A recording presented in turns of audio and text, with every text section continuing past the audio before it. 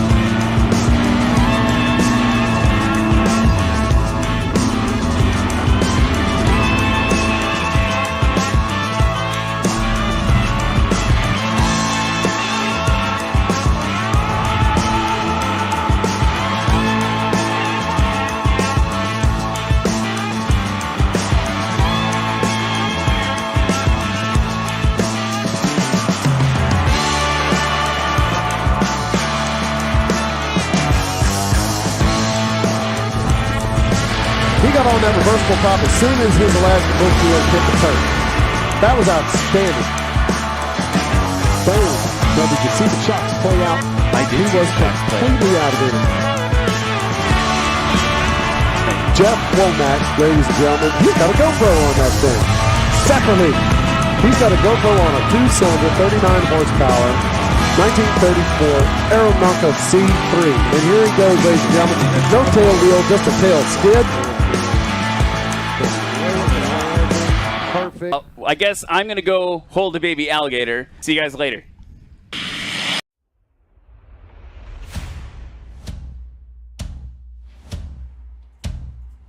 The National STOL Series is presented by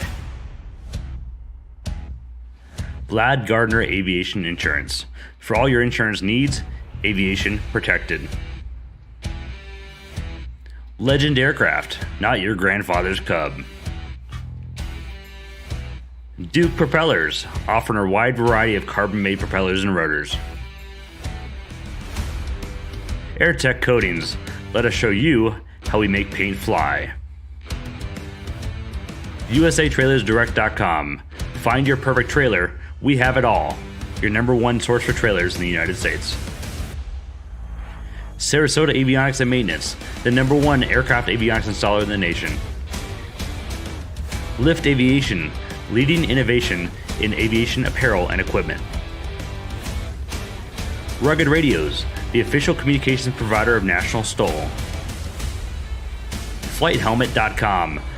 Fly with safety and comfort, leave the noise behind. McFarlane Aviation Products. Thousands of parts, save thousands of dollars. Flight Outfitters, for all your National STOL gear and apparel. Flying Eyes, specialized sunglasses for pilots, iPilots. Special thanks to local community sponsors, Jeff Davis Parish Tourist Commission, Coushatta Tribe, ETR Jet Center, Aviation, Dispatch Aviation.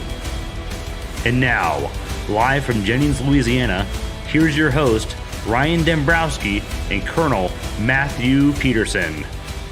Welcome to Swamp STOL.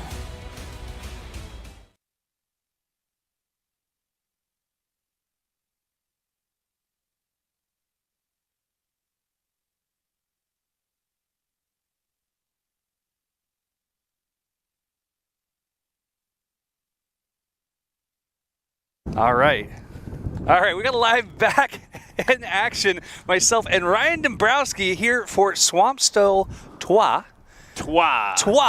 And guys, it is practice day. I'm excited to be back on the mic with my brother Ryan. Ryan, how are you feeling about the crazy weather and the fact that your seat is full of water? Yeah, my seat is pretty wet, and let's be honest, it's going to be a long time to get over here because Swamp STOL, at least today, living up to its name. It is living up to its name indeed. Airplanes are up to their axles, and they've got some bush wheels on, so we know it's some deep water. Some deep mud. But that's all right. We are going to be getting the action kicked off here shortly as our lead of aviation safety, our air bosses, are ready to kick things off, and these competitors are fired up to fly the skies. Winds are anywhere between 15 and 35 knots right down the runway. Slight quartering crosswind at times. We should see some insane numbers. I don't know if you've been watching Dan Reynolds practice. Yeah, I mean, here's the thing that I'm excited about today, but mostly about tomorrow, is that Dan Reynolds, Steve Henry, a little bit of a season opening grudge match. Let's be real. Season opener and the announcement and the very first event of our Unlimited class where they're racing for dollars and cents plus the glory, all the glory at once. We're seeing numbers like 6 to 8 foot landings from Dan and takeoffs even shorter than that from Steve. So Steve was doing a little pre-interview with the media this morning, and one of the things that he pointed out, it was very interesting, is like we're different solutions to the same problem. So we've seen that with Steve against maybe Hal Stockman in the previous seasons, but this season Dan's the only person to upset Steve Henry, to defeat him in the field of battle, as it were. And so Steve's doing it with brute force horsepower on the front end, on the takeoff. I think last season I saw Steve do a 6-foot takeoff, and Dan is doing the same thing but on the landing. And that's exactly what makes this so much fun, is you've got guys taking the same problem, attacking it different ways, and what comes from that is innovations. And innovations is what racing is all about. We're already seeing some of these crazy innovations like Steve's new, I think it's a 6-puck brake system on Yeehaw 8. That's the same style of puck braking mechanism that you'd find on a 747, but shrunk down to a tiny little airplane. I mean, Steve definitely, let's talk about innovation. 8. We're on Yeehaw 8. He's moving through them. Everyone's a little bit better, a little bit different, a little bit tailor-made to what he's doing. One of the things he said to look out for in this season was his playing with different tires even. He's saying, you know what? I've got these tires, normally these giant Bush tires, and they're great, but for about a third the cost, I can throw some ATV tires on my experimental aircraft. I want to be clear that that's part of it. He's got his experimental aircraft with these knobby ATV tires, and that's something that he wants to experiment with. For instance, today, look at that turf. It's wet. It's muddy. He'd be throwing mud like he was at a mud park. I wonder if we're in the splash zone over here. We would be in the splash zone. Shamu beware. Steve Henry's coming for you. Yeehaw 8 making its debut here. We're very excited to watch what he's able to do. The airplane is lengthened. The elevator is wider. The wings are longer. And as you'd expect, the performance has shifted. Now, not only that, but the gear is so much taller. Watching Steve climb in and out of that airplane is a little comical. I haven't seen him do it yet. This is going to be my first time seeing Yeehaw 8 in person. Really excited about that, obviously. And to see him compete against Dan. I think, you and I were talking a week ago about the first time I saw Dan do some of those landings. I couldn't even focus on being an announcer. Well, it's tough to. It's tough to. As airplane nerds, we are sitting here watching some of the greats. I mean, the winner, how many times at Valdez, watching Dan do his thing.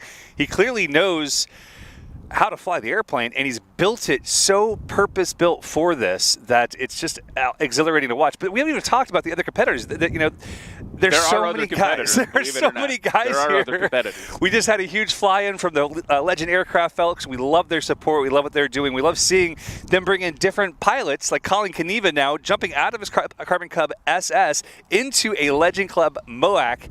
What a huge shift for him. This could be really neat to see his numbers.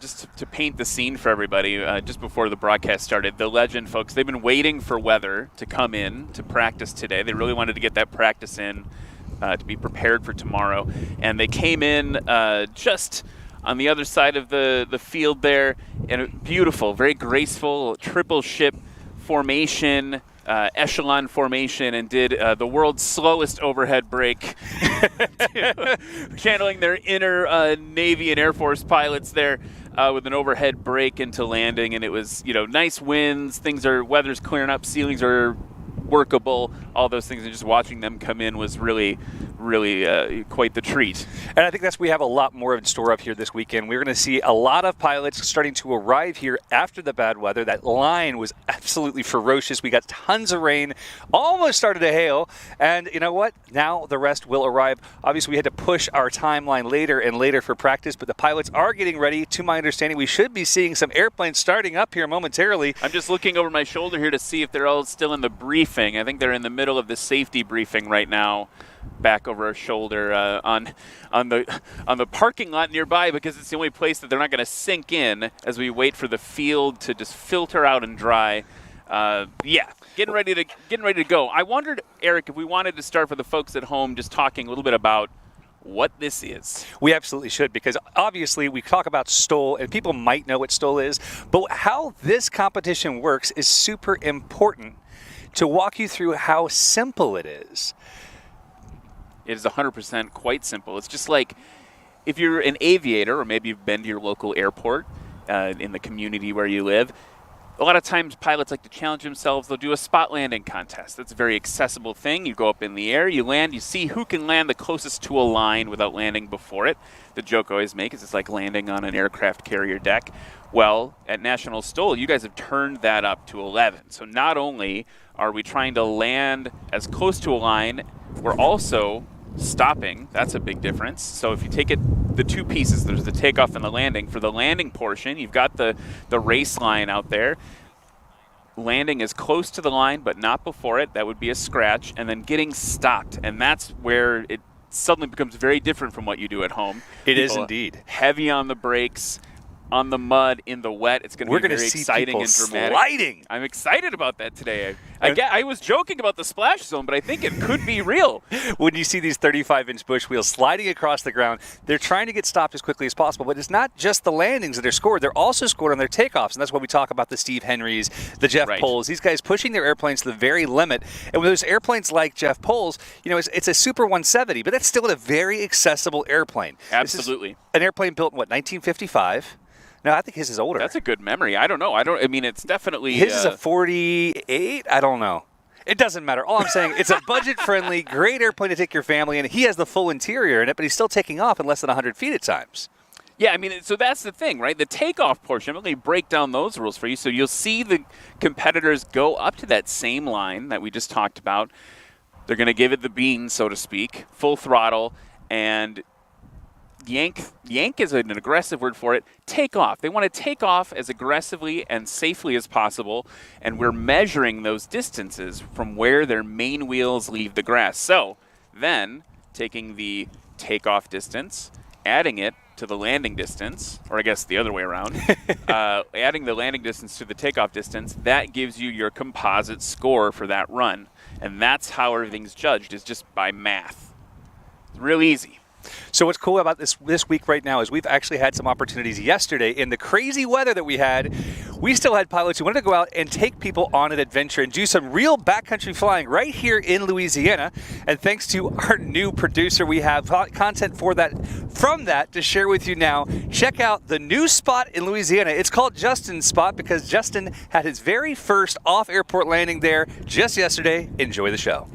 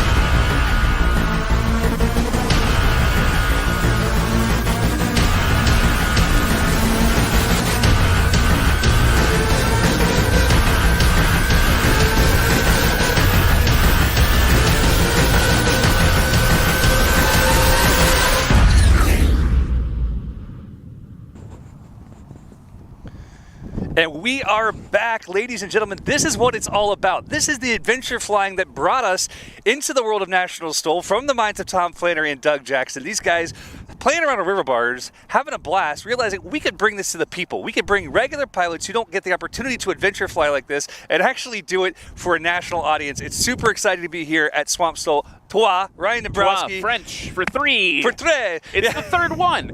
We're excited, guys. Tonight we have a giant backcountry, low country boil. We've got a big party started, and even though we normally would tough it out in the nasty wind and weather we have here today, we don't have to worry because the city of Jennings has stepped up. They brought us vehicles, big buses with bars in the windows. They're going to take us to some facility to eat at. I'm a little worried, but I'm excited too. I might take a separate car just to make sure I'm okay. So I wanted to go back to that video package that we just saw, because the other part of this, as you watch and as we get ready to watch everyone practice, is that this is way more accessible than you think it is. And we've all seen the YouTube videos, and we've talked about Steve Henry and Dan, right?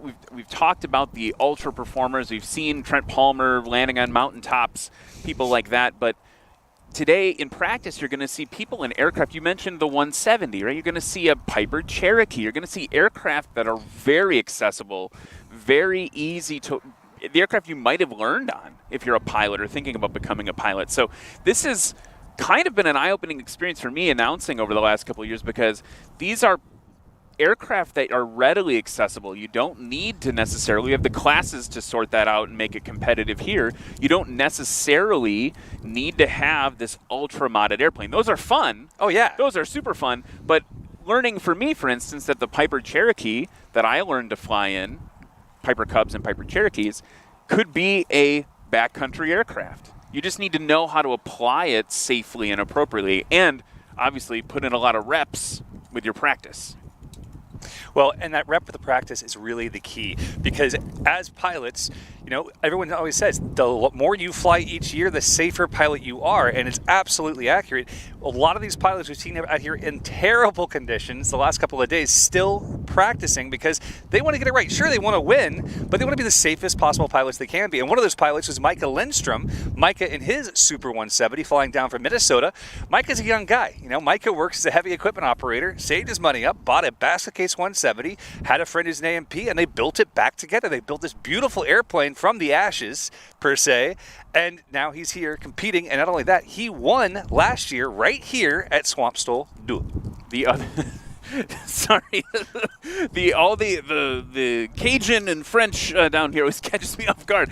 So, I mean, the other person to talk about, I want to give props, no pun intended. I flew in commercially last night from Wisconsin for this, and my American Airlines flight dropped me off at Lafayette.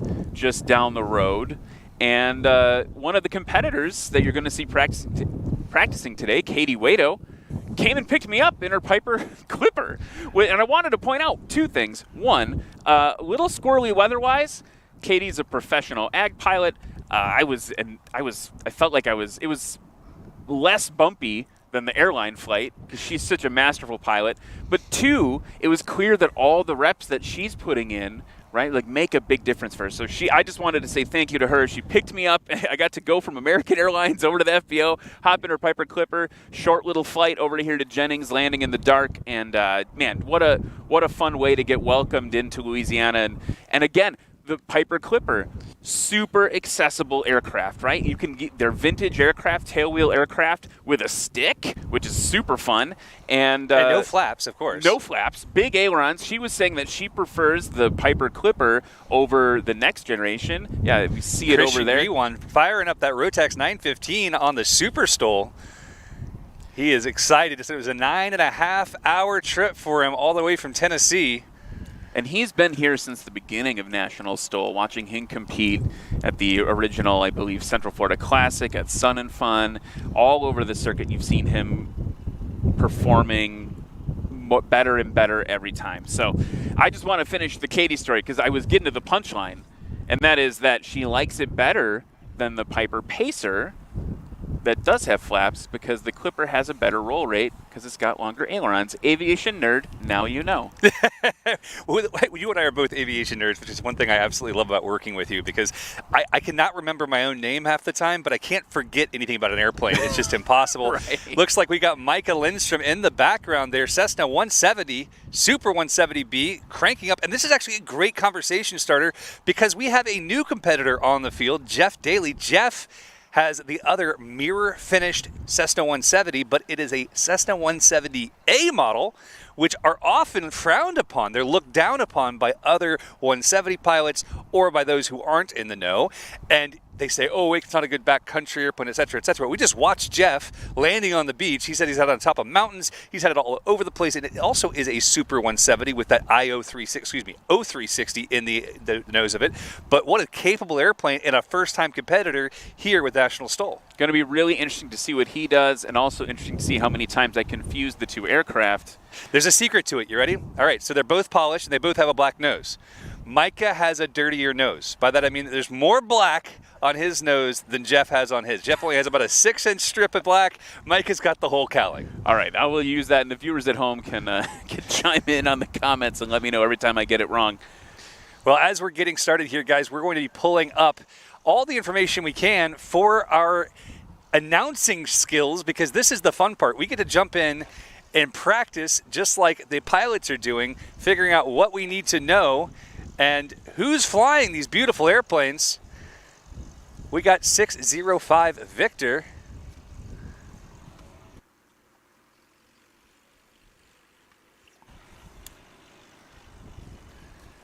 The back end of all of this is so fun to understand that we are constantly learning. I can't express it more clearly than that. There's always something for us to figure out. Like right now, I'm trying to access the heck out of all the pilot data because every time we have new pilots come in, we want to make sure that we give you accurate data or to completely make it up in a way that no one would ever believe. So we're going to jump over to nationalstol.com. If you haven't checked out our website, you should. Micah there taxiing by with his MT propeller from McFarland Aviation.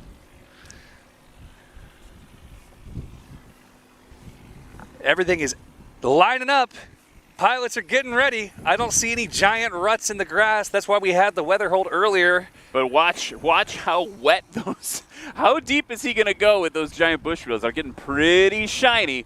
I'll be honest, it took me a long time to walk over here. It's so wet.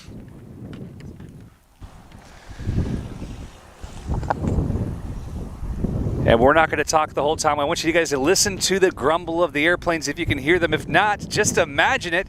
There's that beautiful Carbon Cub with 100 horsepower from new competitor Kelly Qualls. Kelly is one of our social media managers. He's one of the reasons why our videos go hyper viral. I think something around 10.5 or 12 million views last week alone. Absolutely awesome to see. And you can see he's got a 360 camera as a stinger out behind his tail wheel, and I bet you that that's just going to be useless with all the water on it here shortly. Hopefully it survives it. Hopefully got the waterproof kind. So 2 things to talk about there. I mean, Kelly obviously making a lot of amazing content, but also coming in the rookie class. And the rookie class is a new thing that's been added. It is, and we brought up the rookie class for a lot of reasons. We wanted to make joining us here as a competitor in National STOL something you don't ever have to fear. We wanted to be something that you can jump into knowing that after each round you're going to have one of the pros, one of the guys who's been doing it for a long time, there to walk you through where you did well and where you had challenges. They're going to be there to help guide you on your journey from rookie class to pro, all the way up to unlimited. And as we get to those unlimited classes, guys, that's where we're going to start seeing insane numbers and people building new race planes to push this journey of aviation forward. We're super excited to watch these rookies climb the ladder all the way to unlimited. The other thing that I think is really important to mention about that is when we talk about the spot landing competitions, right? The grassroots place where National STOL started, landing on the sandbars, things like that, is proficiency, and the spirit of the rookie class is that, right? Proficiency. You want to be a proficient pilot. You want to learn more and more and more. Makes you a safer pilot, and that's something that is pride. There's a lot of pride and safety in National STOL, and I think it's because the base root of the idea is how can we become more proficient? We can become proficient through competition. And that's really exciting.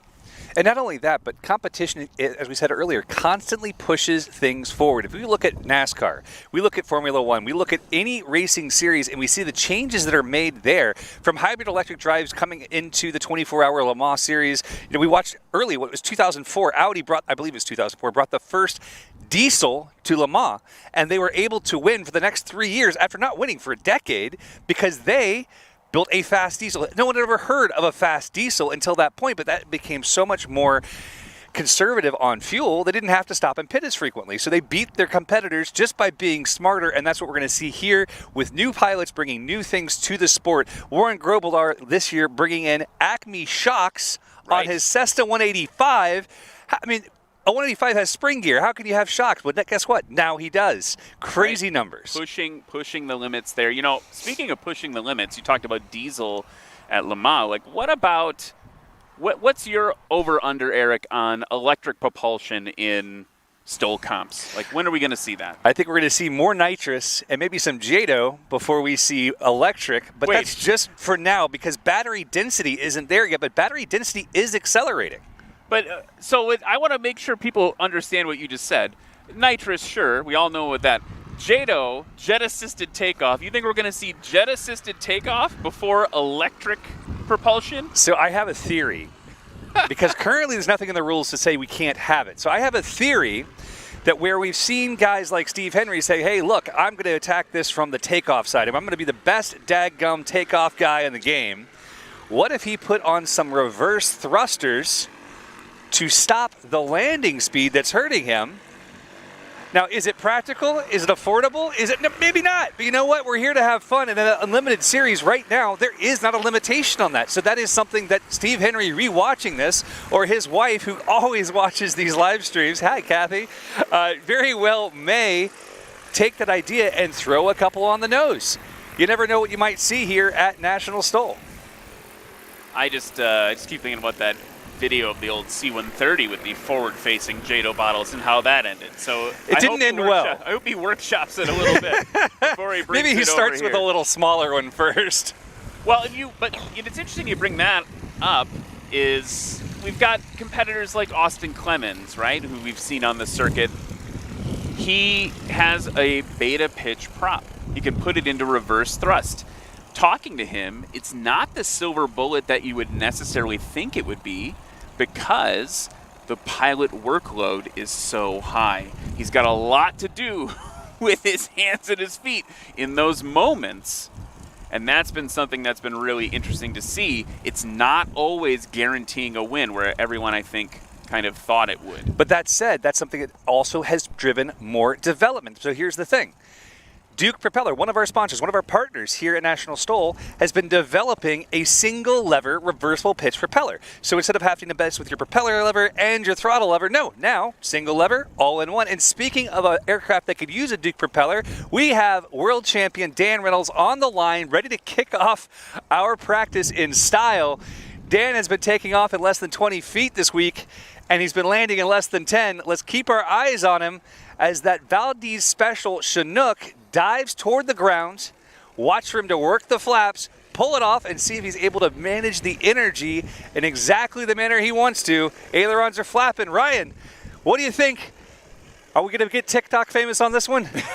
We'll probably get TikTok famous every time Dan Reynolds comes up to the line. Want to talk a little bit about what's in that aircraft. You mentioned before, it's a 1983 Chinook Valdez Special, highly modified. He's all the way from Dawson City, Canada, powered by not something you see a lot in National STOL, a Rotax 670. So the 670 uses a rave valve to drive that engine forward. Here he goes, tail off. Man, I think he gave up a little energy there. Could have come off sooner, but look at him going up just like an elevator. Those slats are fully engaged, and he is just flying. Right now, guys, for perspective, he has climbed higher than he has propelled himself forward. And the other thing that I see when I look at the Chinook is just, it's a pilot's airplane, right? It's got great visibility. We talked in the safety briefing, one thing that is told to the pilots is, hey, watch your deck angles. We don't need to be Mr. Fancy Pants and, like, what did you say? Let the F-35s do the 90-degree climbs. That's right. He basically did a 90-degree climb, but the deck angle was incredibly safe. On the roll, a little more traditional. STOL coming off the ground, pushing the nose back forward, building speed. 0-5 Victor. Impressive performance now with Micah Lindstrom lining up. Our air boss is dictating how much spacing we have for each of these pilots, making sure that we have plenty of room to keep everyone safe. Watch as Micah dives the airplane toward the ground. The MT propeller making its loud and angry sound, diving into the ground. Rotation off the ground in less than 60 feet. Now, when you look at last season, the heavyweight in what now there's been different classes. We've changed some of the classes around in National STOL. We'll talk about that more later. But that was a light touring aircraft previously. Micah, one of the few pilots to watch that could unseat the other light touring heavyweight, Jeff Pohl. And on the roll, Kelly Qualls' first time practicing here at National STOL, flying the 100 horsepower Carbon Cub, and that camera angle you're seeing there is from our new sponsor, USTrailersDirect.com. They have trailers all over the U.S. No matter where you live, you can find a dealer from US Trailers Direct. That's a camera mounted on top of our new camera trailer, where all of our production happens. Super excited to be here with US Trailers Direct. Dan Reynolds now, this is the spot to watch him floating in, flaps extended, ready and willing. He's waiting. Look at the speeds now, guys. He's crawling past those flags. I would say his ground speed is less than 10 miles an hour. Is he across the line? Because that was a one-length landing from Dan Reynolds. That's bonkers. That's just insane. We've got, weather kept most of the practice crowd out today, which I think makes sense. But we've already heard some hooping and some hollering, some laughing of incredulousness. How did he do that? Like, he's just wheeling it around, just kind of floating around as he taxis down. Here comes that Husky short final. Beautiful airplane, the cream and burgundy. He's playing the low and slow, high deck angle. Keep it alive, drop it in, get the flaps out, take the bounce and get heavy in those brakes. See the elevator's full back.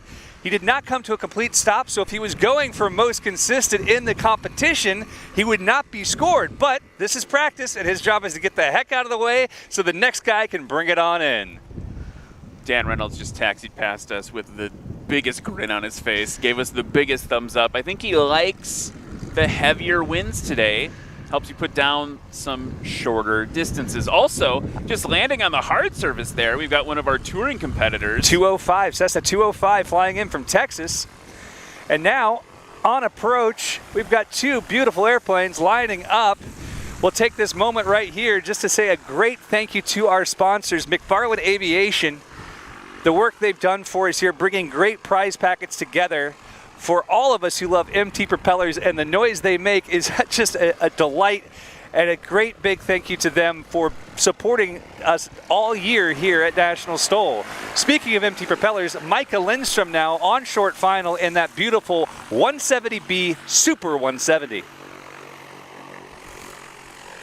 Been really fun to watch Micah compete and kind of really unseat the reigning champ, right? Like, not a lot of pilots can make Jeff Pohl think about what he has to do on a given competition day, and Micah's one of them. Micah is indeed, and last year, you're watching him unseat the champ, take Jeff Pohl down. It was close. I believe there was less than 6 feet between them. And right here, Micah, listen for his throttle. He's constantly working the throttle. He likes this low approach.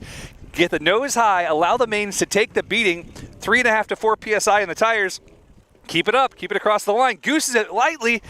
He is across the line, but he's not going to like that landing. Again, you have to take the chance. Sometimes if you didn't throw that last bit of power in, would he have cleared the line? It's questionable.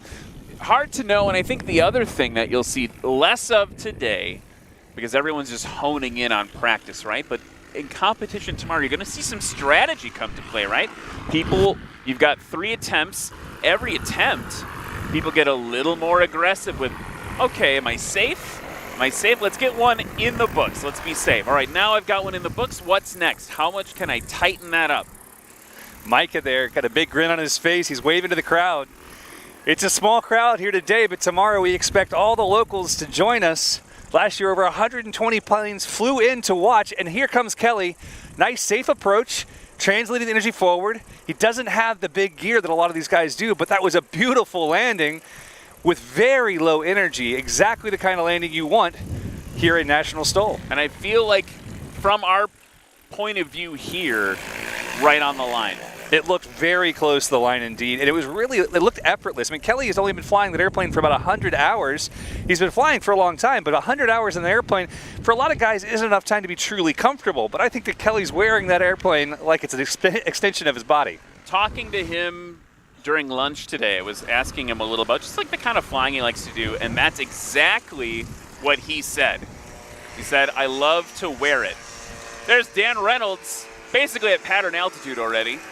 Dan's in helicopter mode today, guys. Just add some throttle, aim it to the sky, maybe a few feet of roll. He's off the ground. Jeff Daly now taking the line just to confuse you further between those beautiful 170s. This is that 170A with the 0360. And I agree. I see the difference now. A lot less black on the nose. We're going to have to see what kind of style he brings to this. Is he going to have the heavy diving style, or is he a little bit more restrained? No, he's diving to the ground. Rotation a little early. And when Eric says it was a little early, what he's meaning is the airplane was not quite at flying speed. So when you take that bite of angle of attack, when the pilot grabs the yoke or the stick and they pull back, if they're not fast enough, they're just going to stay there on the ground. And a lot of pilots do different things. We talked to Jay Stanford, one of the competitors in this series, about this. He didn't tell me what song, but he sings a song in his head to know when to pull.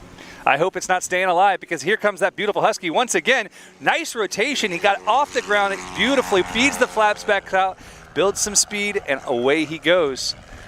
Micah now, one of the most aggressive pilots in his category. He and Dirty Bird Jeff Pohl always have it out here. Sometimes it ends in fisticuffs. Sometimes it ends with a little upset, and that's all right. That's what racing's all about. Little wrestling. I've heard of wrestling happening in the pits, so to speak. With the mud the way it is, there'll be marks, we'll know. Here he goes, empty propeller, biting the sky. Really? Super aggressive. Holy cow. That was a great one. Ladies and gentlemen, you gotta love that. That's exactly the kind of experience we want to see. I wanted to talk about that aggressive bite. You'll see the aircraft actually go beyond horizontal with some of these pilots. And that can be a little scary to see, right? But if you've ever actually, next time you're by a tailwheel aircraft, you know, just do, here's Kelly, sorry. Kelly's really impressing me for a first time out today with this practice. When I was learning how to fly tailwheel aircraft, I was worried about wheel landings because you're actually pushing the stick forward to plant the aircraft on the runway when you're doing a wheel landing in a tail dragger. And to help combat my fear, my instructor said, all right, let's get in the hangar, put the aircraft in the hangar, and now you pick it up by the tail and we're going to pick it up and pick it up and pick it up and pick it up. And you tell me when that prop hits. Guess what? I'm not tall enough. You're not tall. I'm 6'4", and I can't make it hit. And when I was talking to Jeff Pohl just before this moment, we were talking about how scared people get watching him. And he said, listen, it's mathematically impossible for my prop to hit the ground. And I'm questioning his math, but it's pretty close to mathematically impossible. Dan Reynolds now on approach. Watch him start to slow this down and notice the difference in his approach versus everyone else's. He takes it higher. He keeps it slow up high, starts applying the flaps, then brings it in floating in. One wing drops the other, kicks the rudder, touch of power now, keep it afloat, keep it afloat. He is just barely moving forward at minimal speed. Just showing off now. It's good. Our line judge has a thumbs up. That was a 3 to 6 foot landing, ladies and gentlemen. So what's Steve Henry thinking as he watches this right now? I don't know what Steve's thinking, but I know he's got to be blown away. These gentlemen are friends and competitors, and you can be a little frustrated at times, but that was phenomenal. I mean, what's amazing about the Chinook and the way that Dan flies it, even as he's taxiing down the runway, you can see that it's light on its feet. It's still flying. I've flown airplanes like this. I've never had a Chinook, but I had a Beaver RX 550, the little brother of the Chinook, and I had a moment where I was flying in 30-mile-an-hour winds and had to hop it down the crossways, down a taxiway, to get behind a building to stop flying the darn thing. Jeff now on approach, very low. Beautiful approach. We've got a thumbs up from our line judge, Lexi Duncan. Hard on the brakes. He got it stopped nicely. Obviously, we don't have the measurements out here for practice. We are practicing on the main runway, but about 300 feet from where we'll be flying tomorrow to keep that grass nice and clean. I think Dan, based on today, I think Dan's going to be pretty confident going into tomorrow. Dan has a grin the size of Canada on his face right now. If you guys could see it, you would understand. I don't know if I've ever seen him that happy. It might be because this time he brought his wife and his daughters down with him to escape the cold. You got to bring the family. It's funny, they came to escape the cold, and to a northerner like me, it's shorts weather. I'm bundled up a little bit. No, dude, are you kidding me? I'm from Florida. My whole family's dying of the cold right now. It's 45 degrees or 50 degrees here in Jennings, Louisiana. But we've got some great flying. Jeff's pumped. We got some happy people. And now on approach, that beautiful Husky, who is a mystery pilot right now. We don't have information on who it might be.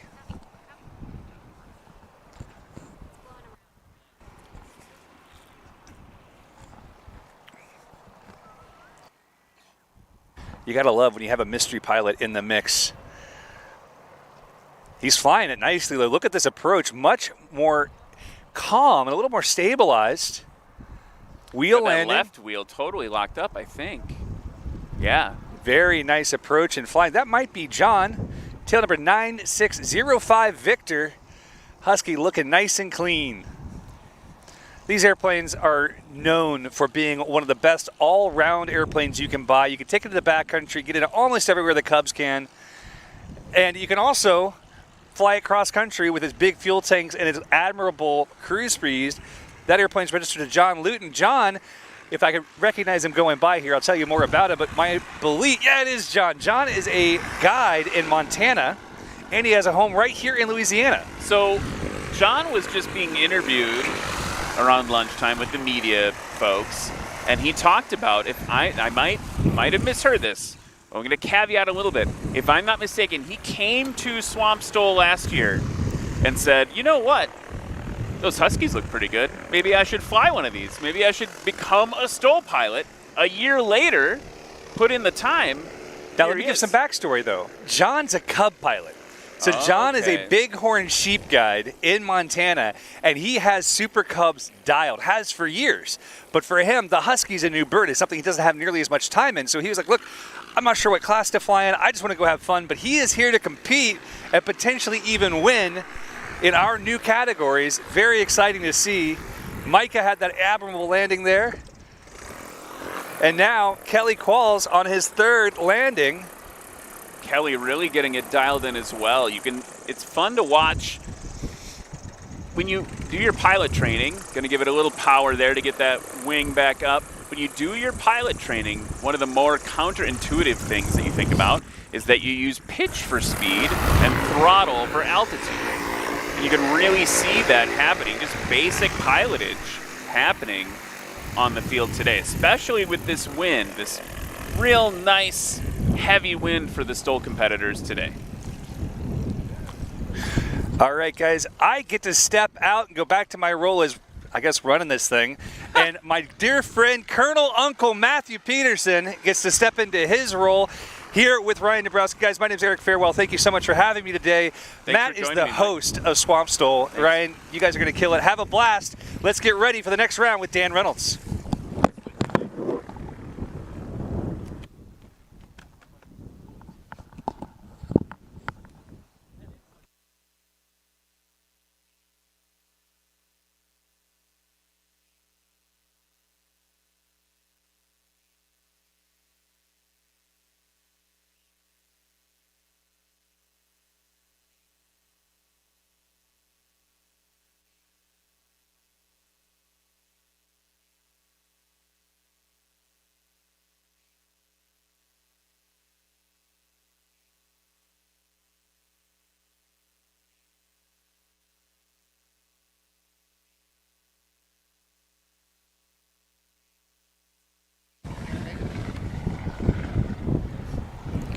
Check, check, check.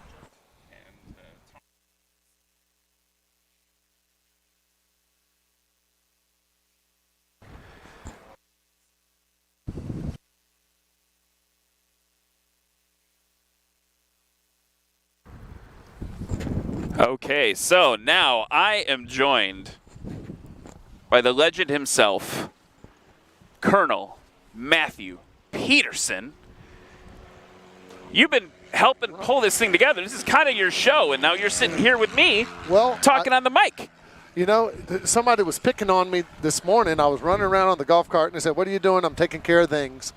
And that's what putting one of these things is on. Putting one of these on is all about. There's a lot of things, 1,000 different details. Here comes Micah Lindstrom now, taking that bite. Now he's got to time it right. That was a great one. That was excellent. So I know because I know you and I know Eric, y'all have been talking about these conditions.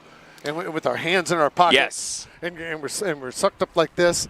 All right. And I know that anybody who's watching this back at the house knows that with conditions like this where it's cold and they've got a nice headwind, that the pilots are loving this. Do you want to walk folks through why the cold matters? Because that's something that isn't necessarily super intuitive to a non-pilot. All right. So you remember back when you got your PPO, we talk about density altitude.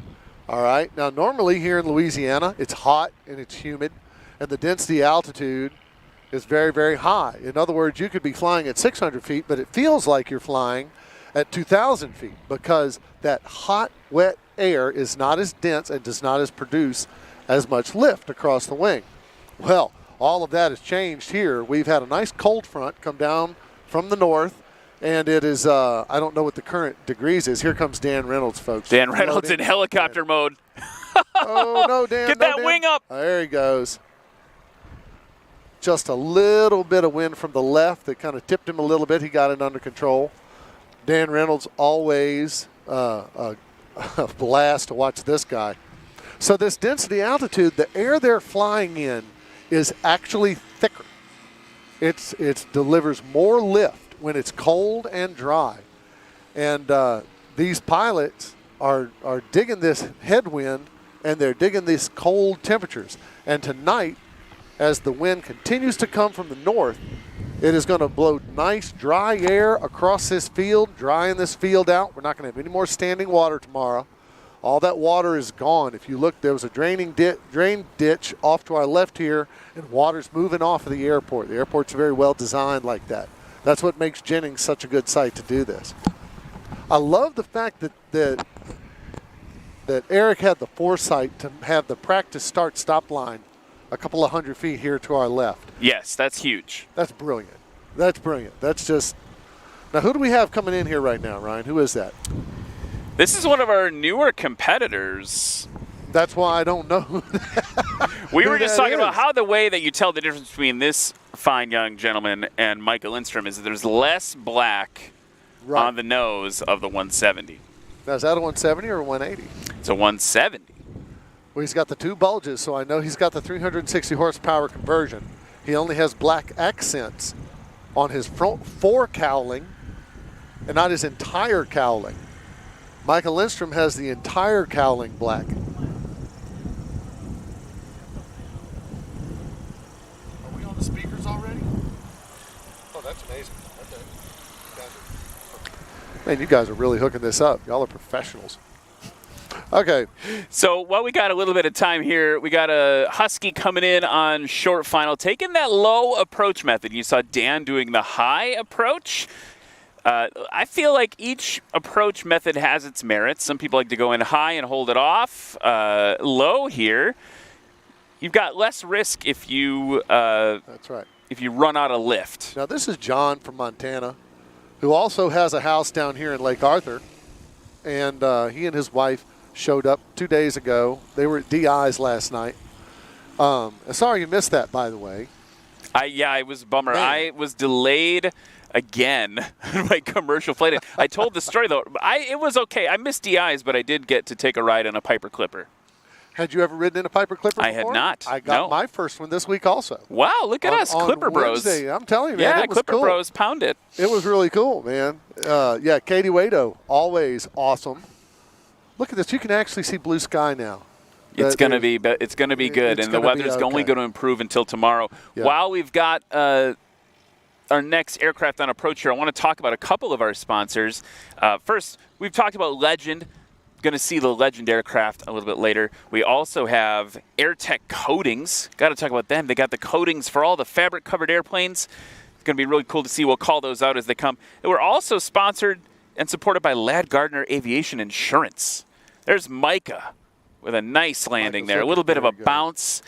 You know, putting that energy into the ground instead of forward is a big important thing, Now, trying to lower those distances. I want you to notice that since this is practice, Ryan, that nobody's getting on their brakes too hard. You know, what they're really working on is getting dialed in as far as their approaches go. And that's really the secret to this whole thing, is coming in at a nice high angle of attack and getting your timing and your approach down. Now, you talk about the drag in versus the high angle of attack approach. Yes. And there is some debate concerning this, but not really. You can drag in, but you will carry more energy to the line if you drag in. The only people who are able to drag in, look at that, very good. The only people who, Steve Henry drags in often. Oh, here comes my man. Justin Tisdale taxiing by. Mustache Flyer on Instagram taxiing by in his Zenith. Yes, that was interesting. We're kind of interrupting your story, but I want to point something out. During the pilot briefing this afternoon, we're talking about pattern speeds to make sure all the separation is correct and safe. And he raised his hand up and he said, "What if I can't go that fast?" Yes, that was an actual conversation. Oh, here comes Colin Kneva in a MOAC. Colin Kneva making the switch to the Legend Aircraft MOAC, MOAC, which stands for the mother of all Cubs. Ooh, we did that in unison. Yes. We're already lining up. Another Legend Aircraft commander, Brian Steck. Look for him on the circuit. Heavy force to compete with. He is a force to be reckoned with in the STOL world. As a matter of fact, he has a video with 80,000 views right now, and I use it for instructional purposes. I send it to people. I say, if you want to see a perfect STOL landing, here it is. Brian, I don't even know where he was. We had trouble finding it online. He comes in, and it's a slow-mo video, 26 seconds long, of Brian coming in, and he stalls right before he hits. It's gorgeous. Absolutely gorgeous. On the quieter days, the Legend aircraft, the MOACs, if it's warmer, they have their door open, and you can hear that angle of attack indicator tone beeping in the cockpit. You know it's going to be a good landing. With the door open. And, of course, both of those MOACs have got the leading edge flaps.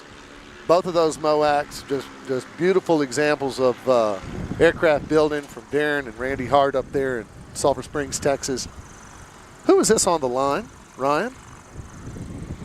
It's practice, so I'm practicing too. I'm just going to ask. I know we'll have the book of knowledge tomorrow, and we'll have all the pilot info and their little bios and all the little things that we can talk about their personal lives. And, you know, what kind of flowers they like to get, and that kind of thing. But Well, let's watch 701 Whiskey that. Bravo.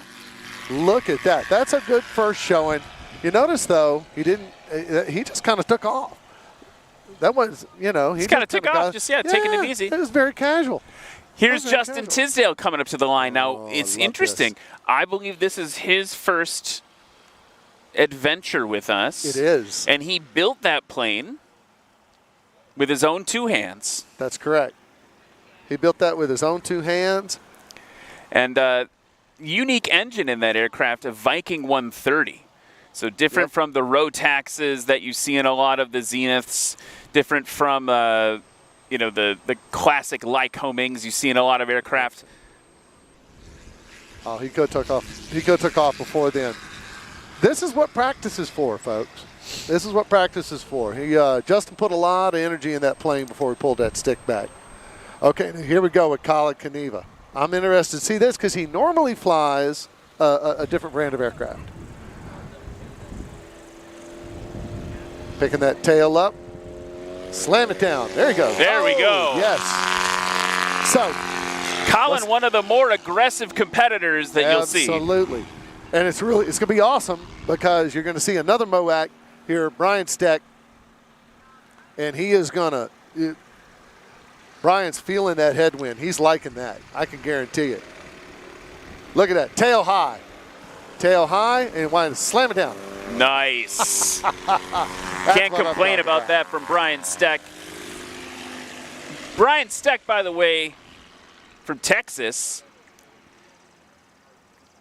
And, Randy and Darren Hart have really built up quite a stable of very competent, competitive pilots flying these Legend Cubs everywhere. Their theme is see what a Legend Cub life can do for you. And they're there building those airplanes in Sulphur Springs, but it doesn't matter if you don't have anybody to fly them.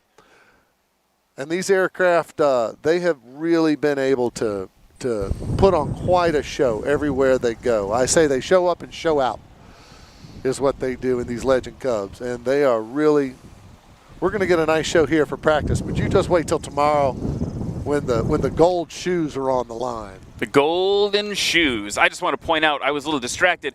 It's so windy, my laptop got blown into my lap. Here's that Zenith, one of the new entries. Got to keep that power up, keep that energy up. You see the wings dropping a little bit. Got it under control. A little bit of a bounce, but not bad. Good. The line judge out there says it's good to go. Good reaction time there on that gust. So it's going to be a little gusty tomorrow too. And low gust factor, of course, gives you a problem because you're operating right at the edge of the aircraft's performance window. And if you're operating at the edge and you lose the wind, you go and take a bounce. So talk to me as a STOL competitor for a second, Matt. When you've got a gust factor, what I remember, hopefully I'm getting this right because I'm not a flight instructor, but what I typically do is I take the gust factor, divide it in 2, that's right, and add that to my speed, my approach speed, to give me a little buffer. What are you doing on short final for your gust factor being added into your approach speeds? You absolutely. Or is that classified? That is the right answer. You do that because if you don't, what happens is if you're dragging in, like I was at Sun and Fun one time when I set the record for the longest scratch in National STOL Series history, what happens is you'll catch a roller or a gust, and if you're dragging it in, 2-3 feet off the ground, you lose the wind, and boop, your wheels touch. Okay, well, guess what, buddy? You just scratched. Right. And so if you're coming in at a high angle of attack, it's very important to have that extra safety factor in there because if you lose the wind at 50 feet off the deck, well, now your descent is going to speed up. Right. Precipitously. All right, and you're going to have to add power. And, of course, if you're adding power, you're putting energy into the airplane, and that's the last thing you want to do. You don't want to put energy in the airplane. So, of course, what we would all like is some nice, sterile wind tunnel conditions where it's a constant headwind. Yeah, we'd all love that. That would be great. But guess what? You're not going to get that in Jennings, Louisiana on Saturday, brother. Guess what, Buttercup? Hey, We're a little spicy in the Speaking- practice, aren't we? Are we broadcasting on YouTube right now? Yeah, I think we are. Yeah. There's okay. Justin Tisdale with his Come first on, landing Justin. of practice, coming in kind of hot. Yeah, that's Just right. keeping rolling That's out. okay. It's fine. I want to talk real quick. You said buttercups. That made me think about how hungry I am. I want to talk about BTR Jet Center for a second. Absolutely. They sponsored lunch for all the competitors today. Super awesome. BTR Jet Center, thank you for your hospitality. Really appreciate it. Blocking our view right now is Dirty Bird. Oh, Dirty Bird. There Dirty he goes. Bird. Dirty Bird. I love the Dirty Bird. Dirty Bird, of course, coming in second in Valdez in his very first year going up there. I think we got, sorry to interrupt, I think we got Colin Kaniva he on is. approach. This is his first Holding it off. landing. Look. Oh, you got to Oh, be kidding me. holy moly. One for the books. Too bad that was practice. That was amazing. That was fun to see. That's what you want to do. That is it right there. Did you see that? Woo! You know what? He's been hanging out with Brian Steck. That's what's been going on. And really Look. cool to see. You've got someone like Colin who switched aircraft. Wow. That sort of thing. As he gets better and better and more comfortable with that aircraft, you're going to see more and more of that type of performance. That got me excited. That Oh, got are me you excited? I'm excited I now. couldn't was- tell that you were excited. Yeah, that got me excited, man. That was outstanding. Got a fist bump Kelly over here. That was outstanding. Great work out there. So back to my man, the slacker from Malacca, Jeff Pohl here in the Dirty Bird. A lot of people don't know this, but the very first time Jeff went up to Valdez, Alaska, the birthplace of all this sort of competition, came in second. Everybody was like, "Who is this guy? Who is this guy?" He just showed up and Shows up. started kicking. Here comes Brian Steck now.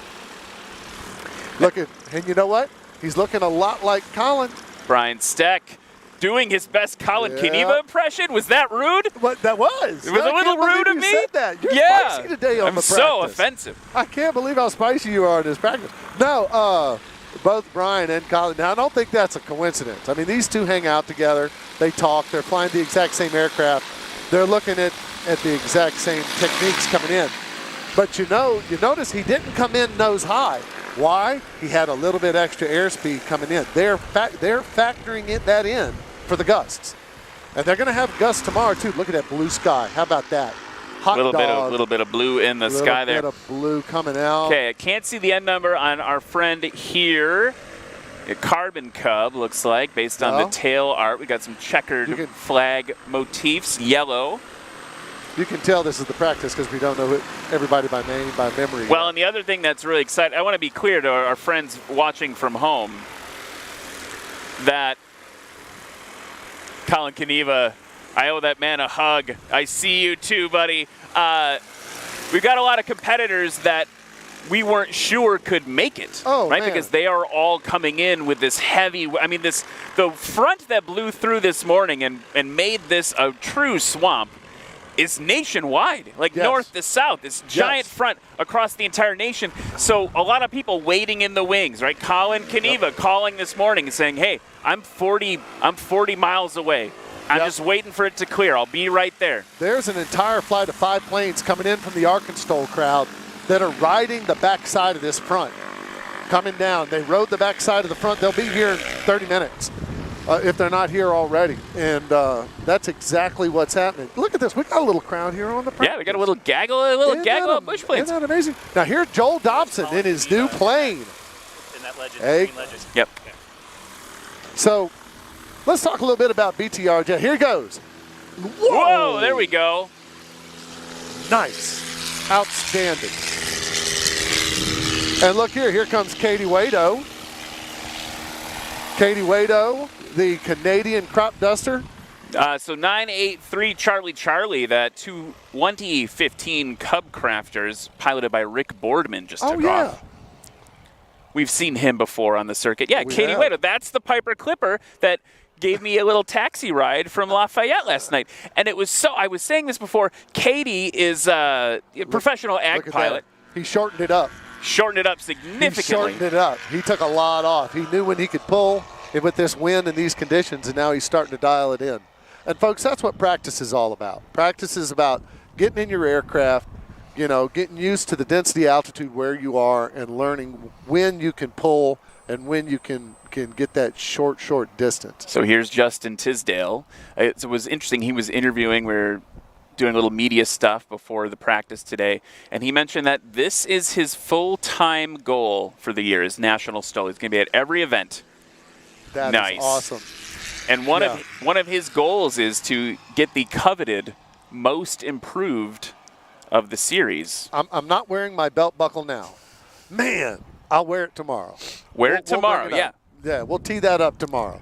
Colin Kaniva on the line now. I have to admit that I am incredibly proud. Here comes Colin. Get that tail up, Colin. Now, I want you to notice. Okay. Colin not afraid to give the old butter churn. All right. Now, I want you to notice how high Colin put his tail and how high Brian Steck is going to put his tail. You're about to see. Now, all of these guys, the only person that puts them to shame is Warren Grobelar, who couldn't be with us today. He's picking that tail up. Boop. There he goes. A little bit of sink, but he's got it sorted out.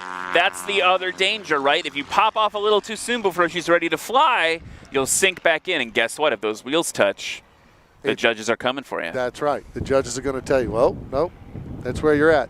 So it's, Brian's feeling his oats on that one. I guarantee it. And once you pop a Legend Cub like that, though, once you get it off the ground, they've got so much power, and they're so well designed and so well built, you're probably not going to come back down. That's an issue with a plane like mine. All right? I worry about sinking back down with my 145 horsepower Continental. Well, I worry about sinking back down with my 240-pound body. Well, there's that. Yeah.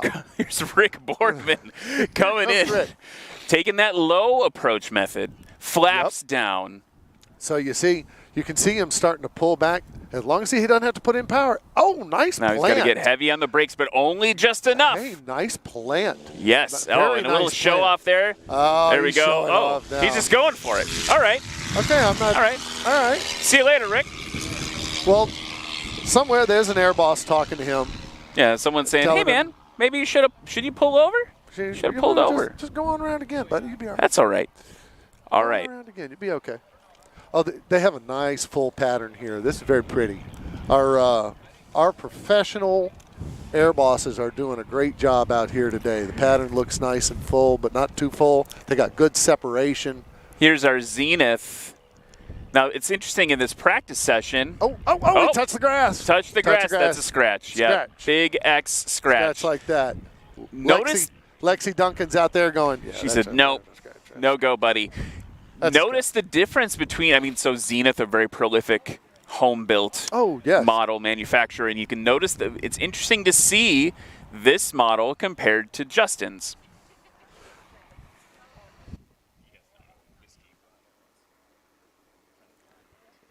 So also they're powered differently. So this one, we got to get our sheets on these guys. We got to get our sheets on these guys and find out what their power plants are to see who's got what under the hood. Yeah, you can tell he's serious. He's got a little bar coming out of the back to protect his rear tie down. I have one of those, and I need it. That aircraft, I noticed the nose art. It's Sketchy Molly. Sketchy Molly. I love it. I love it. I call my airplane the Intruder. The only aircraft to ever be detained by the United States Navy.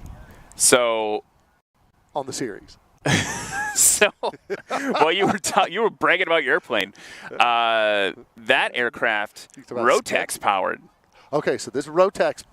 Are we having like a little Rotax versus Viking shoot-off here? Is that what's going on? I think we're going to see. We got a question from the crowd on the screen here. It says, I'm looking to get involved into the STOL competitions. I have a Husky Alpha 1B Bravo airframe ready for delivery or pickup. Custom build one of the best. I don't see what the rest of it, but if it's Ira Walker. That's Ira Walker. I know him. He's from Wyoming. Okay. Met him when I was up in Pinedale doing a little consulting work with the fine folks in Pinedale, Wyoming, who throw the Rocky Mountain STOL, which is a great contest.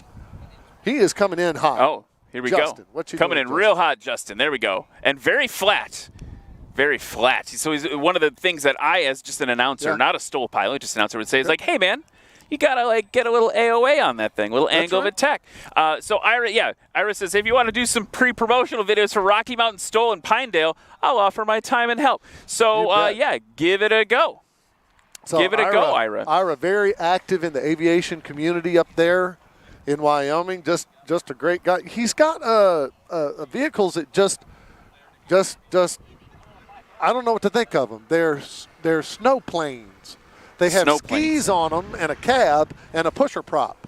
And in Wyoming, apparently you can run around with that on the lakes and maybe some but trails. it's not a hovercraft. No. Because we have in Wisconsin, we use hovercraft for that on lakes. Because if you fall in, you die. Yeah, let's don't do that. Yeah, okay, I could see that. The hovercraft keeps you up above because you're hovering. Well, these are like some weird-looking ski plane things. I don't know. Here's Colin Kaniva. Let's focus up, Matt. We got Whoa, Colin Kaniva ready to go. This is going to be good tomorrow. Yeah, this Colin's one to watch. Colin's from Lincoln, Nebraska. Got a YouTube channel and a Carbon TV channel called Old Green Plane. Worth checking out. That's right. And while we wait for our next, speaking of, I don't know, I was trying to go out with a transition. It's gone. I want to talk about some people who maybe help us with our old planes. We got some other people we got to mention who really do a great job helping us out. One, flighthelmet.com, because if you got to protect your head, you're doing this sort of stuff. You'll notice that our unlimited class competitors, they are required to wear a helmet. The other thing we got to talk about, rugged radios. Provide all the radios for this. Here's Brian Steck. That was But look, we got a scratch from the line judge on that. Yeah. Other than that, what do you think? He alighted like a bird upon a branch. That's not really what you want to do. You want to come in with a high AOA and plant that sucker. And when you talk about helmets, Lift also makes a really, really good helmet, and helmets are going to be required equipment, folks. If you're thinking about doing any kind of STOL flying, you should wear head. Come on, keep it up. Here's Rick Boardman. There he goes. Good, it's good. Looking good, Rick. Right on the edge there. You can tell he's done this before. Yeah, he's good on those brakes. He knows what he's doing with those brakes. Helmets are going to be required equipment eventually. It is coming, so get yourself a helmet if you're going to do any kind of STOL flying. Oh, here comes our next group, led by Katie Wado in the Clipper. Katie Wado. I'm just going to keep plugging her because she was so nice to come pick me up at the airport. I'm just going to say all the nice things about Katie Wado. Flies around. She was kind of wintering in Florida. Not kind with her of two wintering. Dogs. Yes, she and her got two dogs. She flies around in the back of that Clipper. It's amazing. Professional ag pilot, like we talked about before.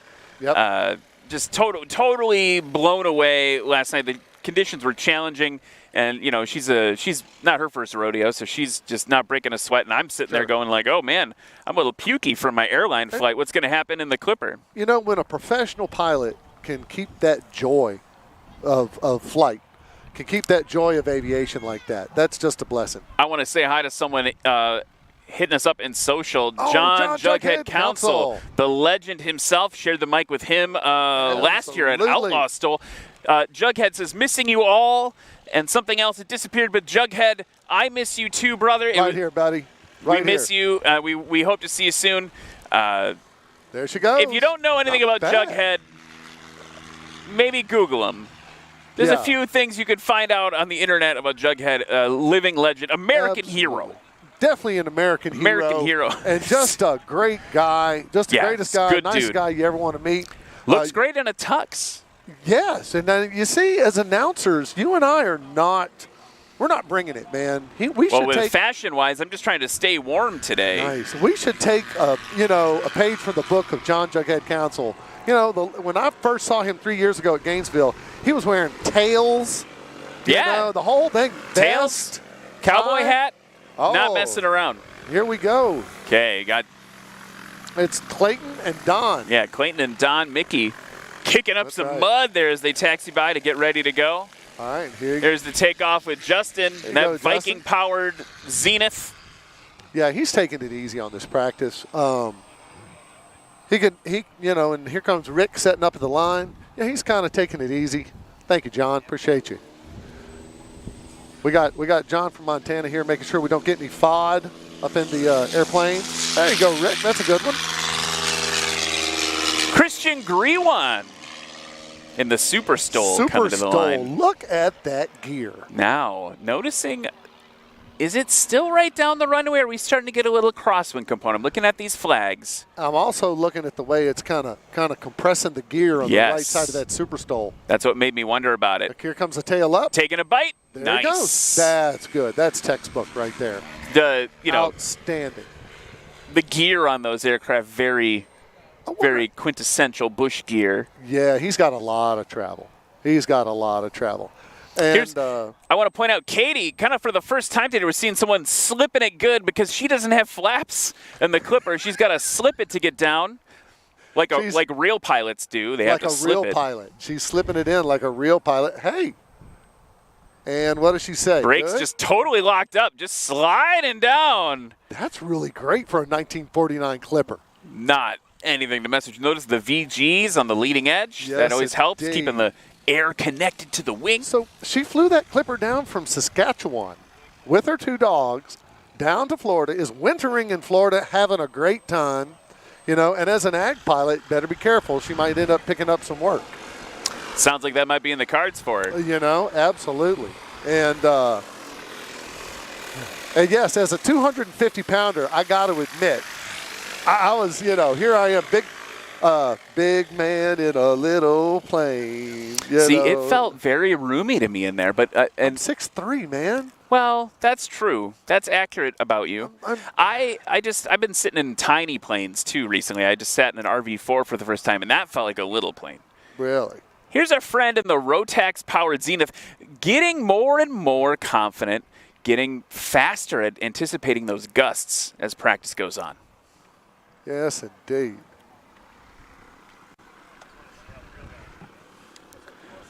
Talk about some more of our sponsors that help make Swamp STOL and National STOL possible. Dispatch Aviation, one of the sponsors of Swamp STOL. And my personal shop that just finished the annual on my 1957 Cessna 172. Also want to talk about Jeff Davis Parish Tourism Commission. We cannot say enough great things about Jeff Davis Parish Tourism, the city. Guys, the rain came in. They've been so much help.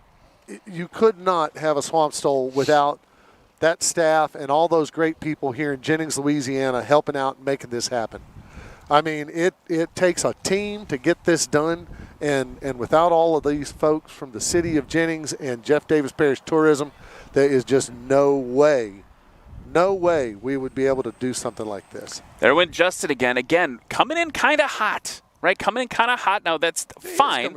Rather be a little hot than far too slow. He's adding in for the gust factor. Right, and he's also getting used to it. He's new. That's right. He's new to the series. As he continues. Now, remember, 3 years ago when I started at Gainesville, my takeoffs were like 400 or 500 feet. Okay. I made a video about this, and when I won that most improved belt buckle, all I could really say was, yeah, I deserved that. I deserve that. I deserve this. This is correct. I mean, you can either say it like I deserve this, or you can be like, yeah, I deserve that. Because, I really stunk when I show up. It's not about where you start. It's where you end. Where you end up. And it's about the friends you make along the way. Wow. Are we making a movie right now? Yeah, an 80s teen coming-of-age tale. Here comes Rick in the Carbon Cub. Okay, he's doing the drag in, but watch what's going to happen. Right as he starts to get there, that nose is going to start coming up. Little power. Boom. No, scratch. And he's heavy on the brakes anyway. Let's talk about the weather for a second. Winds 360 at 15 miles an hour. Turf, soggy. The turf is soggy, but I want you to notice, no standing water on the runway. No, it's like someone made the runway right. That's sick. It's like somebody made the runway It's like someone did their job correctly. Somebody designed and built a proper turf runway. Isn't that amazing? Yes. There's not even, normally every turf runway I've ever been at, there's at least one place that'll just launch you back into the sky. No. I don't see any of that here.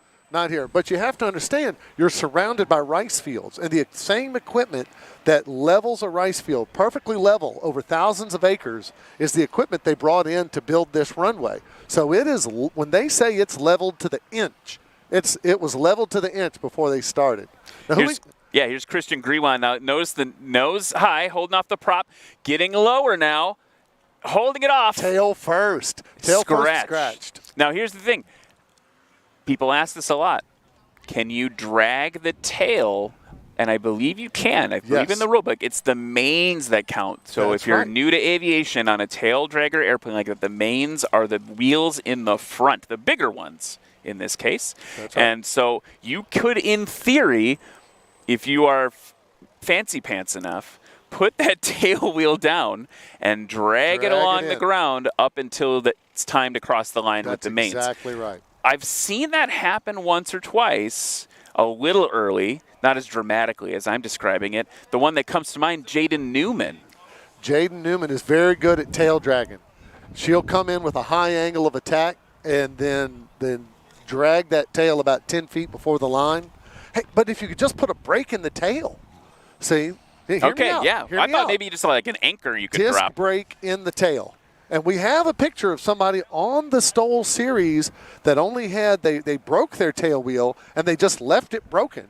And they would come in and let those two forks dig into the ground. And there's actual pictures and video of that fork plowing through the dirt. It's Sun and Fun. You got to do what you got to do. You also see, I've seen a skateboard wheel subbed in. Well, in the tail. What do you really need? Hal Stockman doesn't even have a tail wheel. Tail Katie wheels. Waito on the line now. Here she goes. Tail up. Come on, get it up. There she goes. So maybe just a little early on that bite. A little bit early on the bite, but she slogged around in ground effect for a while. And I know that some people say, well, that's not what you want to do. No, that's exactly what you want to do here. It's okay because they stop counting your distance whenever the wheels leave the ground. This is a new airplane for me. I'm going to look it up on the chart here. 3417 Delta. Welcome to Joel Dobson, coming down here from Tennessee from the STOL Bandits. No, that's not Joel Dobson. Joel Dobson's behind the Dirty Bird. That's Sean Johnson, which is basically the same name. Well, I was close. It's the same amount of syllables. Sean Johnson Right, in a here he 1955 Cessna 170 Bravo model. Hup. There's the Dirty Bird. That was nice and smooth. Very smooth. He could have picked up before that, but that's what practice is for. He's feeling out the air, feeling out the situation. Excellent. And now comes Joel Dobson. This is a new plane to Joel. I was going to say, I did not recognize it for him. You'll notice it's got the two bulges, which means he's got the 180 conversion. They have to put two bulges on the cowling to make room for the larger cylinders. If I could have one thing on any plane, it'd be bulges. Some bulges. Good to have a bulge. Okay, here we go. He's got the tail up. Nice. Taken off there. You would think he maybe flew for the military once or something. Like maybe he flew, I don't know, fighter jets. Maybe he did. Maybe I don't know if that's the same technique for Joel. Maybe he instructed in fighter jets. Fully loaded with gear. He never took it out. Oh. He didn't want it to get wet. So Joel just got here. He didn't want his gear to get wet. He's full of gear. So he's heavy. He's heavy. So it's like he's practicing with weights on his ankles. Yes. Hey, that's a Jogging with great weights. way to think about it. Yeah, so I want to dig into that F-16 fighter pilot trained at Luke Air Force Base. So, he's like the real deal. Oh, he is the real deal. And now a 737 pilot? That's correct. He's out in the fleet. You could be sitting back in a 737. Here comes Jeff. Jeff Abrams coming in Piperzilla. Boop. Whoa, look at that spray of mud from Jeff Abrams. Is not scared. Number 65. Look, Jeff is not scared. Jeff, so I was talking at the top of the broadcast about things that have really kind of blown my mind and watching and learning about National STOL. And Jeff is one of those competitors that can show is that run what you brung. That's exactly right. Like no one thinks about a Piper Cherokee That's right. as a bush plane, but he's showing you that in the right conditions. There's Katie Waito scratching just before the line. You got the Piper Cherokee, you know. She's having so much fun. I'm You telling could- you what. You could totally use one of those to get up to Johnson Creek or whatever, potentially, right? Like a nicely groomed mountain Oh, mountain yeah, absolutely. mountain runway strip. But look, you could not only get there, you could get there fast. Right, And then you faster can than land. a lot of these planes. Faster than all of these planes. It is the fastest plane in the field right now. No other airplane that's He's competing. faster than you. He's faster than me. He's faster than everybody. Exactly. You know? And so this would be a good time for us to talk about, who's this? That's Justin Tisdale. Woo, boys! Just completed my first practice at my first event. Hearts pounding. What a heck of a thing, he says. I'm glad, Justin. That was awesome to see him Outstanding. get his first practice in for National STOL. We're going to talk to him tonight at the Fé Dodo. That's what they call that when you have a band and food and you dance. That's called a Fé Dodo. An aero pract? That's an aero practice coming in. And we got Luke Spohr coming by in the MOAC. He better have signed his waiver. That's all I'm saying. Well, Luke Spohr, I talk about that plane, I think the first time. I think I made that joke for the first time. I'm going to make it every time. That is faster and better because it's got some gun racks. Yeah, they make it 100% better for STOL competition. It is. Look at this stack coming up this way. Yeah. 1, 2, 3. That's a thing of beauty right there. It's beautiful. That It is is beautiful. outstanding. That is outstanding. Well, you know, being an American, everything's better with guns. So, you know, hey. Well, being from Wisconsin, Oh, definitely. everything is better with cheese. You can put cheese in the gun racks if you wanted to. CheesyGunRacks.com. Someone registered that. Let's talk about another one of our You are sponsors just real giving quick. it away. You're giving Giving these it- great ideas Yeah, away. yeah. You got to learn to stop doing that. Okay, You just hang give on. Cheesy hang gun on. racks. Who do we have here coming in this 170? Boom. Very Nice. There we go. Watch nice. those I don't gear see legs next. Yeah, thumbs flex. up. Excellent. Excellent. Very good. Very good. I wanted to talk about Sarasota Avionics. Awesome. Very helpful to National STOL, always helping us out with prizes. They're an avionics shop worth checking out. Here's Jeff Pohl. Jeff. Coming in Hi. kinda hot. Dropping it in. Little How- bounce. Locked up. Look how locked up that slick, soggy turf. Did you see what he did? He dumped his flaps. Dumping the flaps. He came in. He didn't have. Oh, that's Sean. Sean with his is dad, excited. Greg. Fist bumping there. Excited. Yes, indeed. Sean, Notice- I love his STOL Trooper. I was going to say, notice the tail art. The STOL Trooper. STOL Trooper. I love that. Sean and his dad, Greg, came in last night, and I gave them the keys to the van, and they went down to Daryl's down the way and got an outstanding shrimp po' boy with the jalapeno mayonnaise. It was awesome. That's an awesome sandwich. And I think they're coming in from Kentucky. And Sean is here with his son. I think he's like somewhere between 2 and 3, and he's just having a blast. Just running around, just like any kid would have. Believe we've got Joel Dobson now. Yes, indeed. He's got the full 40s out.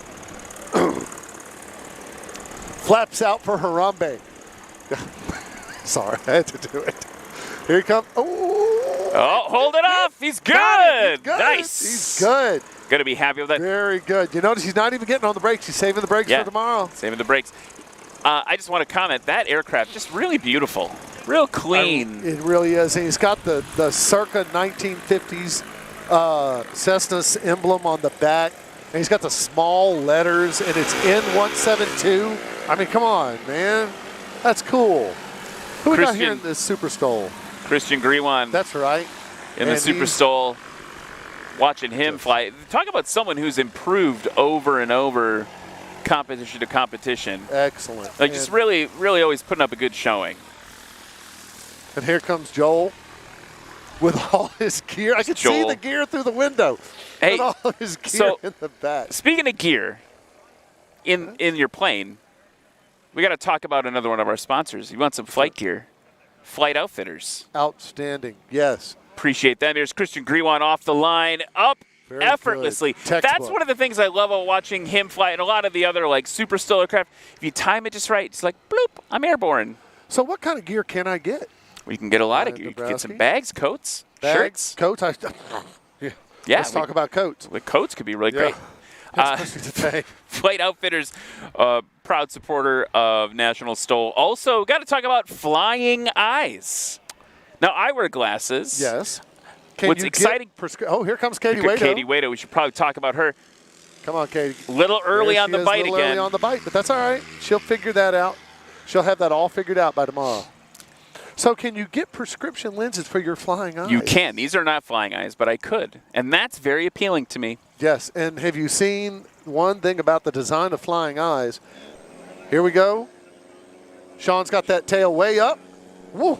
There we go. Okay, It's guys. interesting because we heard the throttle get pulled back, right? It felt like he was like, He had whoa, more. a He little had- bit much. he had too and much. then he gave it back and boom, You know what? airborne. I'm going to say this. I might owe Sean an apology. There's a lot of trash talk among pilots. Yes. And last night at the Hampton Inn, here comes Jeff Pohl, tail high, up. Now, Okay, that was good. Last night at the Hampton Inn, Sean was in there and he says, I'm here to win. And this is his first go-round with us. And you hear that a lot from pilots, who are the best pilot on their field. they want to win? No. Here comes Joel Dobson. Come on, Joel, get the tail up. And a straight tail dragger, which I love. Absolutely not. Jughead Council flies a straight tail dragger. They are the coolest airplanes ever. And so, Sean, I kind of picked on Sean a little bit. I said, look, Sean, I got to be honest with you, man. A lot of people show up here for the first time because they're the best pilot at their field. But you're in the big leagues now, so you need to temper your expectations. I was honest with him. Oh, look, man, don't mess with the Colonel. The Colonel's harsh. I'm harsh. And but the fact of the matter is, after seeing that takeoff, after watching what that young man can do with that airplane, Jeff Pohl needs to look out. Sean's he's here to win. This guy's he's bringing it hard at the party tonight. I'm going to have to have a rummarita with this guy and talk a little bit. He is nice, Christian. Very good. Very good. He's good. Looking real good. Good and getting out of the way. Getting out of the way. Getting out of here the way comes for Katie. Air Boss is saying, hey, man, get out of the way. That's all about There safety. she That's why we comes. have Air Bosses here. Want to talk So- about Lift Aviation, too. Are you familiar with Lift Aviation? I'm absolutely familiar with Lift Aviation, and Lift Aviation makes a lot of gear. They make a fine helmet. We could talk about those helmets. Yes, they make a fine helmet. But you know what else they make? Shoes. Yes. Were you aware? They're nice. Like Well, I'm going to I Sun and heard- Fun. I may buy some at Sun and Fun this year. They're really nice. You should check them out. I heard that the famous golden shoes of the MOAC crowd, That's like right. internal competition, are Lift shoes. And my understanding is that Lift, one of those helmets you talked about, those are going to the grand champions at the, the end grand of the champion season. of the whole tour of the Yeah. end of the series. That's You a bet. pretty big prize. So I'm telling you what, Lyft makes some really nice gear, and that helmet is. Eric showed it to me this morning. He Well, said, he "Man," didn't show it to me this morning. he said, "Man, I got to show you this. Look what the grand. Here he comes. Boop. A scratch Scratch. there Yeah, we for could tell. Sean. Okay. You Once hear again, the sadness in our voices. So, because we all cheer. We cheer for the pilots. So there's a phrase that I use a lot. I know you've heard it because we've been announcing together for a while now. It's true. Which is kind of surprising. This is my second swamp stole. I've made 2/3 of them. You were at the first one. I was at the first one ever. That was a hot day. You did not need a jacket that day. No, sir. No. As a matter of fact, and I'm going to talk about him. I hope he's listening. We almost killed Doug Jackson that day. Oh my gosh, he almost got heat stroke. Seriously, out running around doing all the things that Eric is doing now in the cold. Yeah, and the sweat was just rolling off of him. But there's a phrase: you take off for show, you land for dough. Because the landings, you can buy a good takeoff sometimes, but it's the landings. It's the landings. As a matter of fact, we got Josh right here with the Steve Henry crowd, and I talk about Steve Henry a lot in this business. And a lot of people say, Steve has these short takeoffs. He's got these great motors made with Edge Performance, and he does, all that. And I said, yeah, but have you ever seen him land in 20 feet? Right. Yeah. Yeah. So you take off a show, that's great, but your winner chicken dinner, that gets made on the landing. I want to talk about something, and if the voice in my ear tells me to stop, I will. But there was a thing that happened in aviation It did. I wrote last week. There was a thing that happened in Dubai. There's a thing that happened. That thing. And no, I didn't. I will say this. You should check it out. Today, just today, during practice, we are seeing landing distances shorter Oh, sure. than the thing that happened, in Dubai. Now, I'm not trying to diminish what happened in Dubai. Absolutely not. Like a pinnacle landing up in the desert, hot. There's a lot of other things happening. But we've seen people landing a lot shorter than the distance of that helipad today, and this is just practice. And two things about that incident. That stunt. It wasn't an incident. It was a stunt. Yeah. Which was a great stunt. Yeah, it's good. And I'm really proud. I'm really proud of the people who put that thing on, because right now they're showing. There you go. Pick it up, Sean. Little early again on that bite, but notice the wind. The wind calmed down significantly between the last two runs for them. That's right. Sorry, continue. So, one thing, and here comes Jeff up to the line, getting him rep in. A couple of things I'm really proud is that the people who put on that stunt, you're seeing the videos of their practices where they painted a big circle, and they would land in the circle. Nice job for Jeff Pohl there, Dirty Bird. They knew what the dimensions, they knew what they had to accomplish, and they did the work. They put the work in and landed until they could land inside that circle. But the thing about that stunt that everybody talks about, if you scratch on that one, if you scratch on that stunt, it's a lot worse than when you scratch here. Yeah. You just maybe get a little mud on you. You Come on, scratch Joel. here today. Pick it up, Joel. Joel, there we go. Remember, he's operating heavy with all his camping gear in the back. He's got his camping gear in the back. I love it. If you come up short here, Lexi Duncan goes, and she gives you a look, kind of like big X. Matt's making an X with his arms. And then Sarah Henry. Sorry, I'm interrupting you because I won't miss it. Sarah Henry. I miss you guys. Too, Thanks for going live. Smiley faced emoji. Sarah was chatting with me. My commercial flight, I got a little pukey. Oh no! It was a little bouncy. Terrible. For like an hour. We were like moderate chop, no moderate turbulence procedures in effect. Delta? No. Okay, all right. And she was very kind. She said, "Man, that must have been real rough." And I was like, "Oh, thanks, Sarah. Thanks for thinking of me." She was watching me on Instagram, like, "Oh, you're gonna make it eventually, Ryan. You're gonna get there." And then the last leg of your journey, I think, was the best one. Flying in the Clipper. Yeah, I'm gonna talk about that for days. I can go home happy now. Here's Christian now. High, holding it off, hanging it on the prop, hovering it in. A lot of helicopter impressions today here at National STOL practice. Oh, I can't wait till tomorrow. This is right on the line. Boom, there, look at it. Thumbs up from the line judge. Yes. Getting it stopped. And that soggy turf, right? That's a thing we have to compete and contend with right now. You would prefer. Here's the thing. I'm gonna expose my noviceness. I prefer turf over hard surface. It's more forgiving. Absolutely. And I think, with the exception of losing control, I would prefer soggy turf over just turf because that covers up all my mistakes then, right? Are you going to make me use the word moist? No. Okay, all right. Yeah, soggy. I said soggy. Soggy turf is definitely better for a lot of reasons, but you don't want it to be so slick that your tires are sliding. And everyone's sliding today. Look, tail first. Oh, nope, Sean. Not quite. Don't worry, he's going to get that figured out by tomorrow. Not quite for Sean there. He'll get that figured out by tomorrow. And but you notice his tail hit first. He's getting that angle of attack. So he's graduated to that next level. He's leveled up. You don't even know his final form. And that's exciting to see that tail hit first. So I think, trying to see here. So you do realize we have Josh standing right here behind us, and since everybody's listening online, do you mind answering a couple of questions about the Yeehaw 8 while we've got you here? Oh, we haven't even talked. Yeah, we could talk about Yeehaw 8. So no one's ever heard of that airplane before. All right, look, okay, and I don't even know if our video is working right now, Josh, or not. There goes Jeff Pohl coming in. Okay, So here's my question. nice little pop down there. So let's start with the beginning. Let's start at the front, okay? Let's talk about that prop. Well, wait. We got to set the stage. So wave to the camera here. Oh, there we are. There we are. Yeah, we're all Hello. here. All right. So, crew chief for Steve Henry. Crew Accurate. Yep. Accurate. And you guys just built a plane in the last year, We did.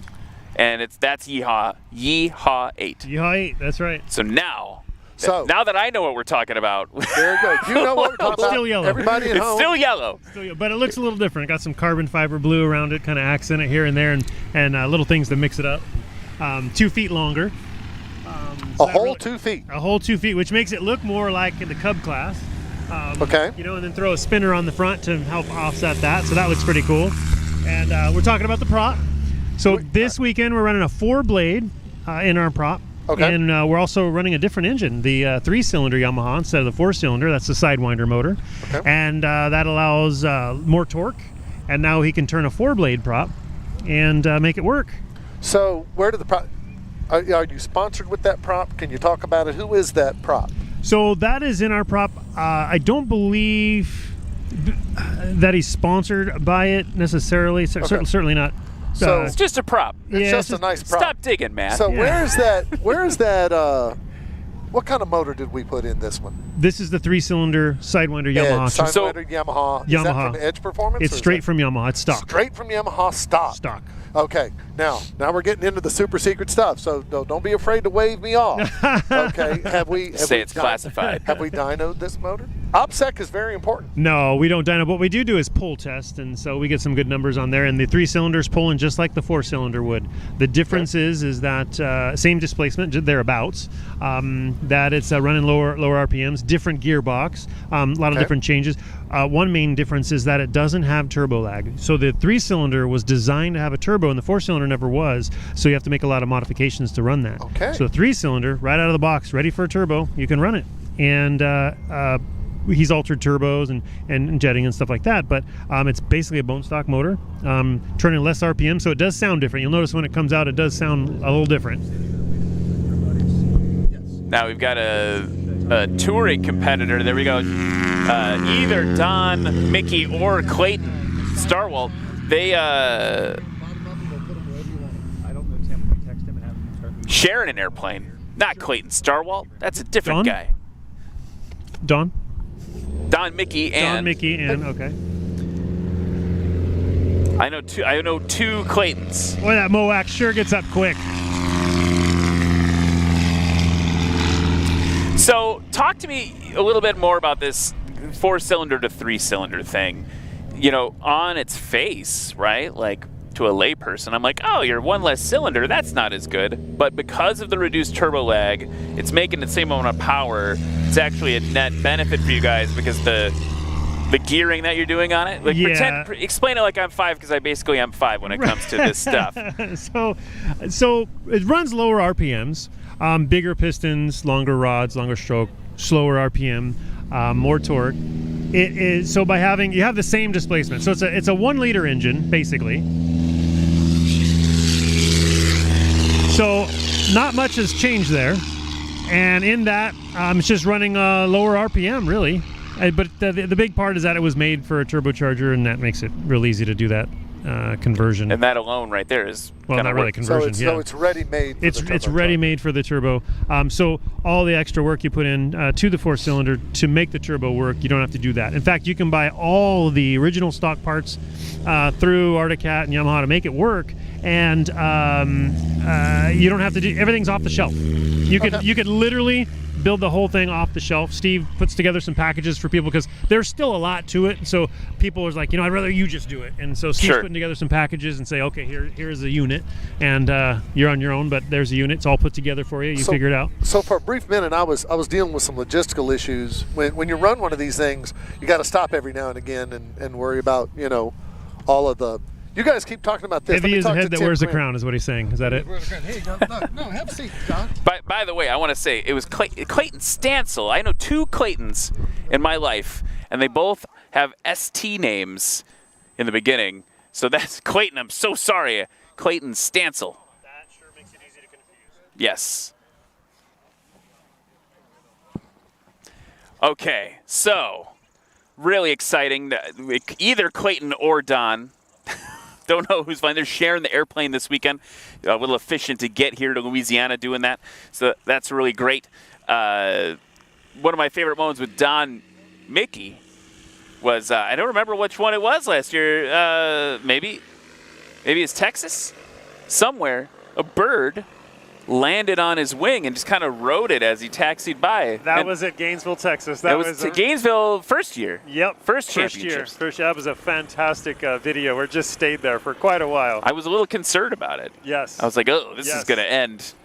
Right. It's going to end poorly for the bird. Yes. My favorite thing with Don Mickey was, here comes Anitra now, forcing me to announce because you were too busy or something. Something, right? That's all. Because they needed the heavy hitter they couldn't bring in, so they forced me in a spot. And Don Mickey come and help bailed me out with somebody to talk to while we're announcing. So that was cool. So that was my debut there at SoCal STOL, and that worked out.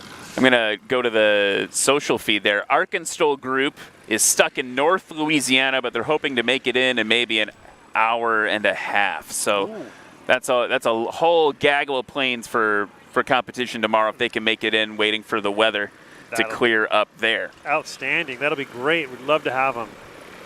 Fantastic. And we've been yakking away about Yeehaw 8, and there's a whole new set of airplanes. There is. And I got to identify all of them. Oh, Jason Bousset. Hey, Josh Jason. rocks. That's Josh, you. I'm not Josh. He doesn't like me. Jason's my Canada best friend.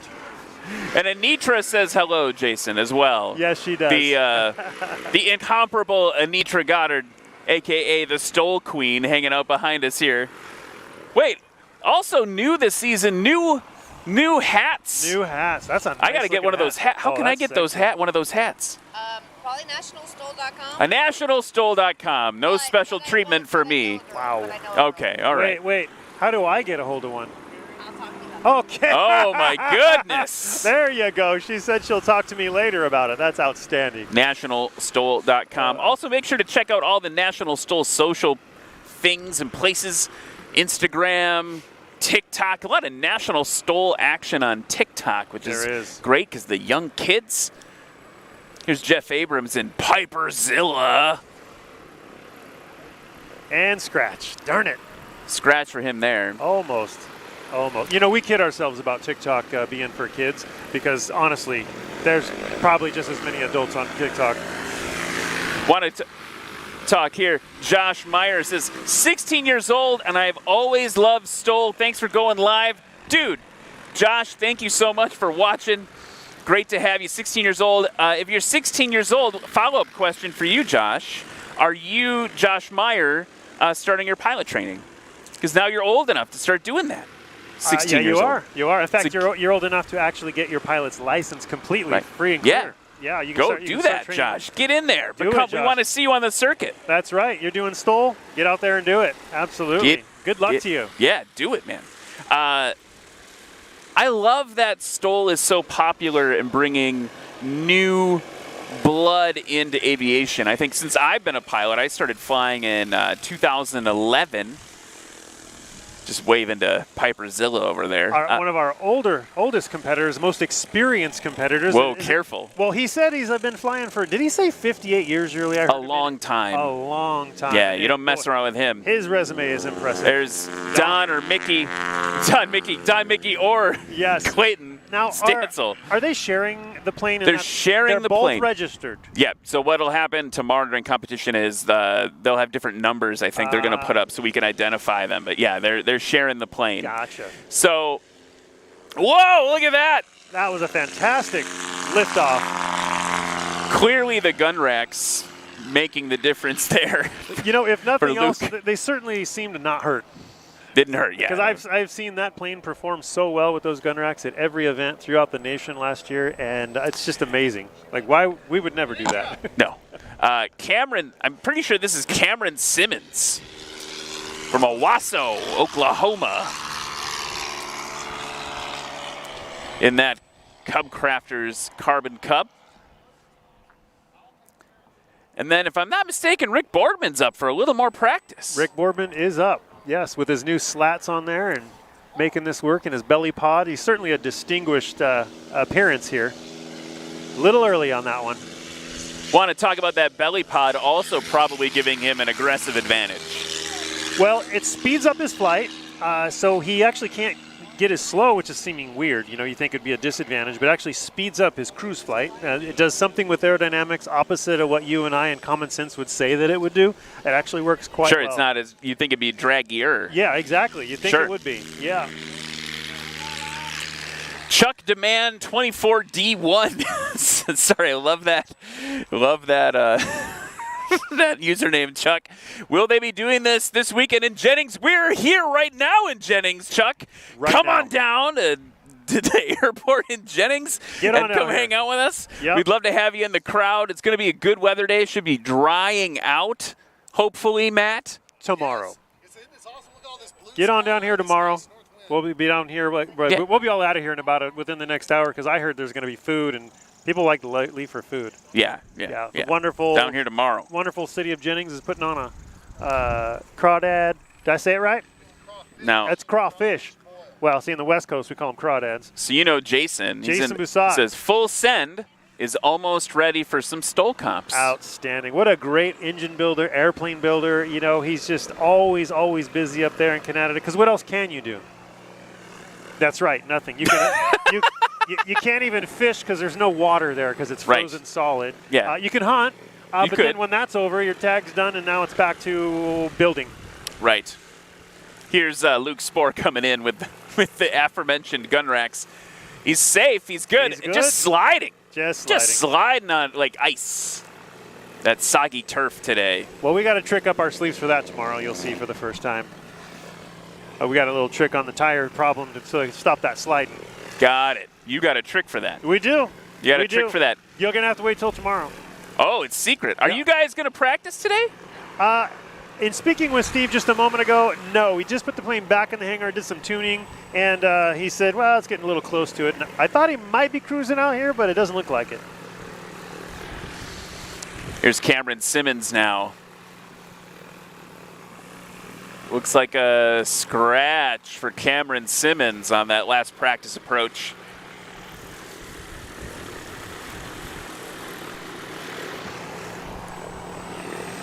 Want to talk about some of our sponsors again, just to thank them so much. We got our friends at U.S. Trailers Direct, AirTech Coatings. Talk about, you want to get that like super shiny, like wet look. Beautiful. AirTech Coatings is the place to go. Beautiful. Legend, we talk about Legend a lot today. They got all their aircraft lift. Lag Gardner, here's Rick Boardman. Oh, there we go. Ease off those brakes. He's got it. Nice. He's got it.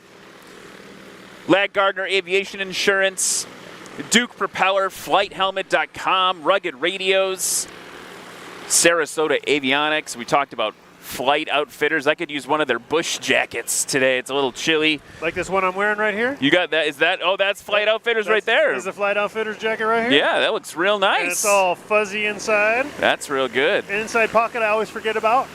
Oh. So I can put something there, and then a year later, like, that's where that went. Oh, yeah, this is where I put this thing. Yeah.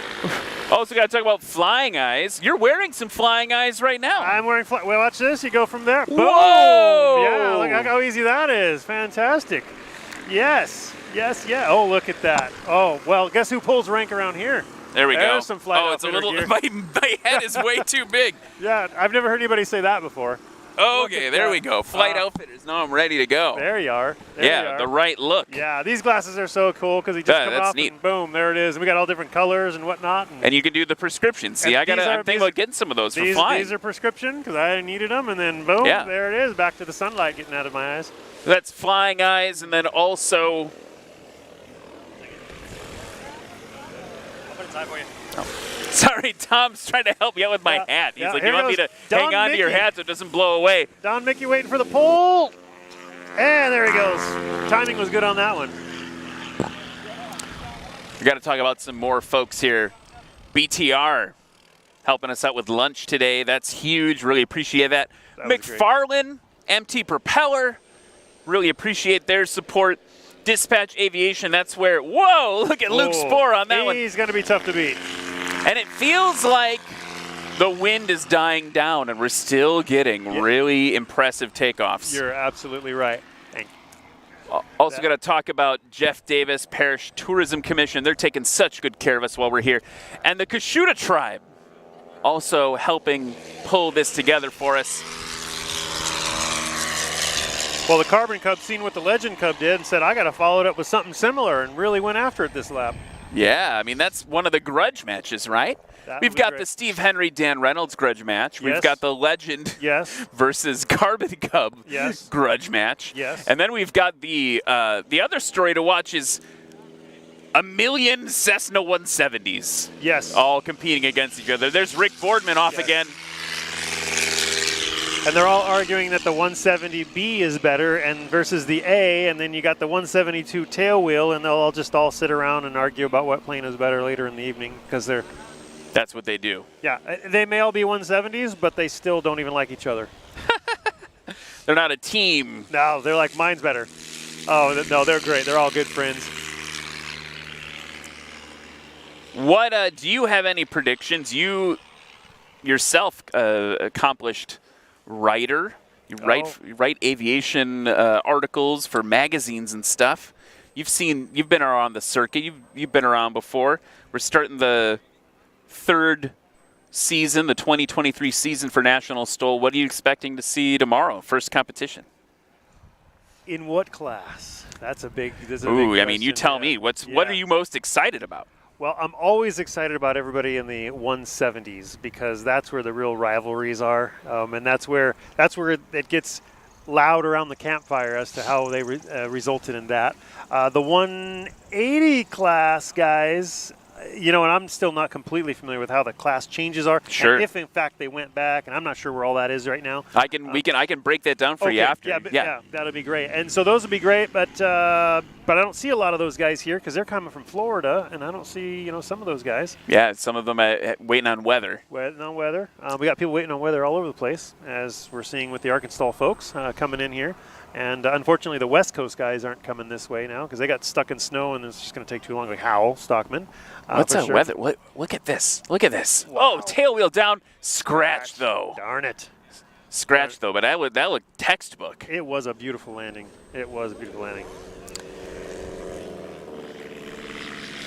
Well, the classes, I'll break it down. So you're going to see, and we're going to talk about, oh, wait, I'm going to shift. Oh, I got Ira. Ira's pushing out Rocky Mountain STOL. He says, the Wings Over Wyoming Husky A1 experimental demonstrator will be ready for Rocky Mountain STOL. That's a bit later in the season. It is, but a demonstrator, is that a simulator? What is that? I don't know. Is demonstrator the same as simulator? Maybe you I could don't let know. us know. I'm curious. What is that? Because let us know. That really interests me. I'd love to try that. So the classes, let's talk about this. So previously, the classes were all arranged primarily based on gross weight and like similar aircraft size, let's call it, right? Okay. So we had for instance, we're talking about the 180s. That would be heavy touring because they're all kind of the same gross weight.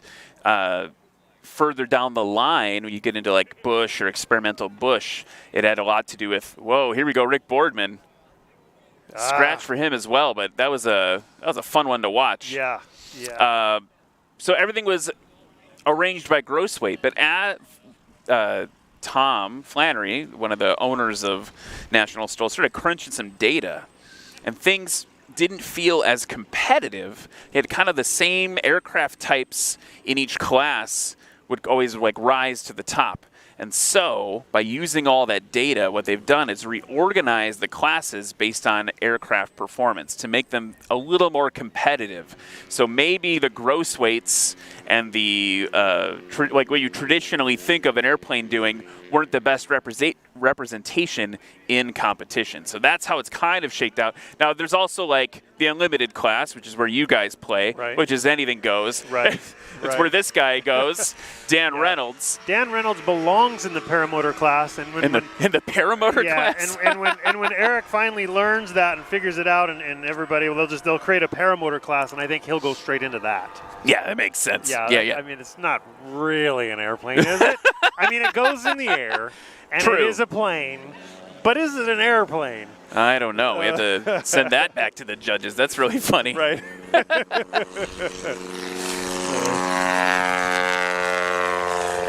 No, Dan Reynolds, great guy. Spends a lot of time in those Chinooks and custom designed Chinooks. And this is the first time that he's flown that one. We probably mentioned that already since Gainesville. So this has been mothballed since Gainesville. Tried to convince me earlier that he couldn't get it started and that we have nothing to worry about. Oh. I don't know that I was buying it. And now here I see him flying. So I guess he got that fixed. So, but he does fly another Chinook in the backcountry out there in Alaska and whatnot. A lot of snow, a lot of skiing. Nice. Joel Dobson, F-16 pilot. So let's talk about these classes a little bit more. So now they're new names a little bit. Touring class. So touring class is going to be your 180s, 185s, 206. I think we got a 206 competing tomorrow. Brandon Corn in the 206. I had my favorite landing of. Is that a 205? 205 maybe. 205 in the gray and yeah, red, yep. I was off by a digit. That's okay. Well, I don't know. It's like 210s. The Malls are there in that class. Then we've got like the backcountry class, right? So that's like the Citabrias, the Huskies, the Scouts, the Stinsons, heavier T-carts, a Swamp Monster if we see that, and then the 170 kind of range. That's the backcountry class. And then adventure class. Now that's where we think about like more traditional bush airplanes, right? Yep. You've got everything from the Bearhawks to the Carbon Cub, EX, FX, the Dakota Super 18, the Legend aircraft, Savage. I would love to see that Savage Shock Ultra. Yep. Those things are crazy. Look at this. Look at this. Floating in. Scratch. I don't know from here. You know, parallax. It is. It's hard to tell. Definitely. It's like a helicopter landing there. Definitely. Now his problem, Dan's problem, is that because of his aircraft is a pusher, he's delayed by about 2 seconds between adding throttle and it responding. So he has a delay. So gusty winds are really not good for him. Gusty winds help us, but not him. So we kind of hope for that in this one case.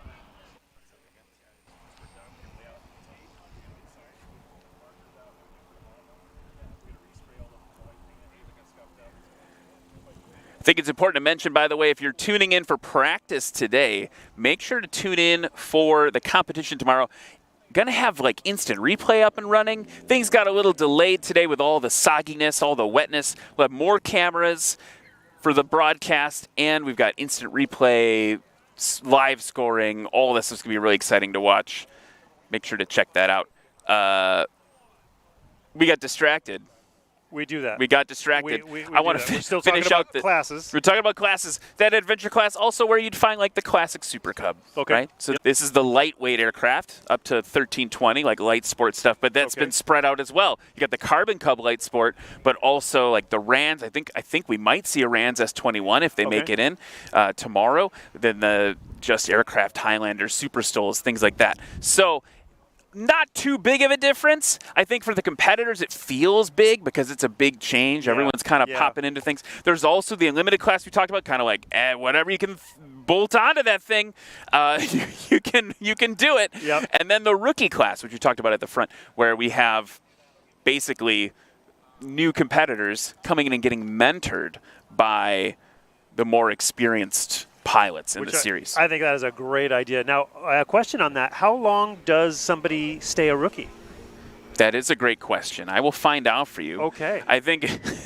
here we go. It says competitors may continue to participate in the rookie class until they place first in the class, and then they got to move out. They're not a rookie anymore. Oh, I see. Okay.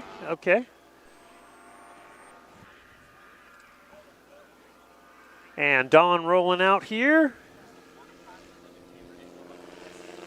Once again, pulled a little bit early, and 2 people in that plane, so it's quite a bit heavier than the others in its class.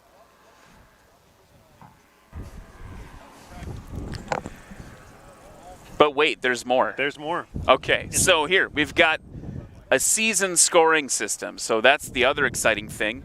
We have an annual champion that's named in each class, and that's determined by points accumulated in the individual events. So just like the season in F1 or something like that, you have the same thing happening here. Obviously, people want to come to more events to get more points. And then the kind of a cool thing, I don't understand it because I'm bad at math. Me too. But there's so I can't help we've you. got the point performance index. So based on the winning total score by class leaders compared to the class leader of the shortest distance, including unlimited class. So basically, my understanding is correct. We've got a baseline. It's like a handicap type thing in golf or something, I think. I don't know. Someone should explain that better to me before tomorrow. Yeah. It's math. Yeah. There's some math happening. Basically, take the winning score in the class and compare it to the shortest distance. So honestly, what's going to happen is you guys or Dan Reynolds are going to set the bar, and then everyone else will be compared against that for the points performance index. That's rough. That's not fair. Is that not fair?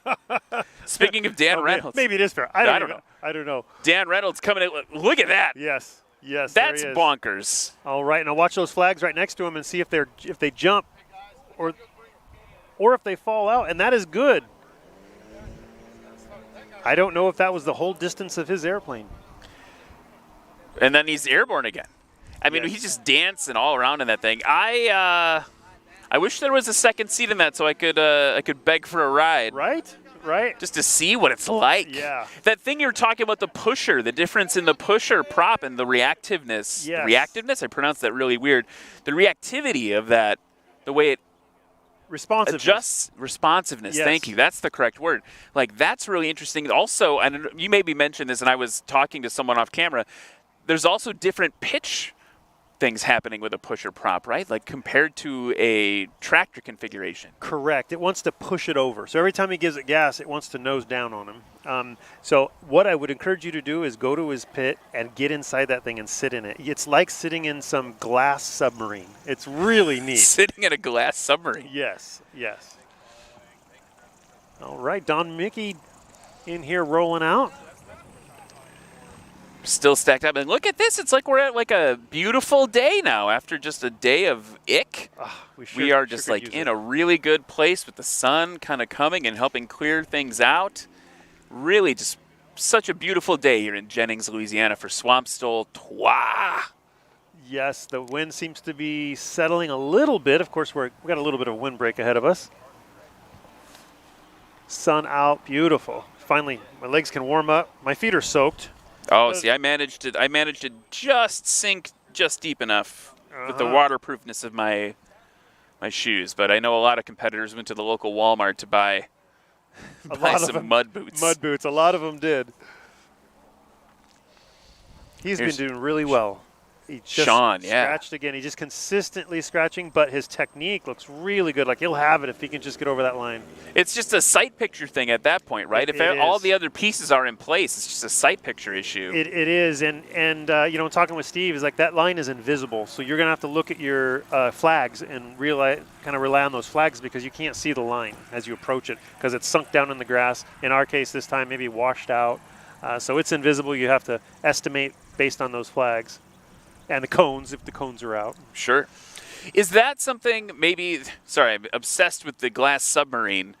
How much does visibility play in, do you think? For instance, like, especially for you guys in Yeehaw 8, like your deck angle is just can be like really aggressive.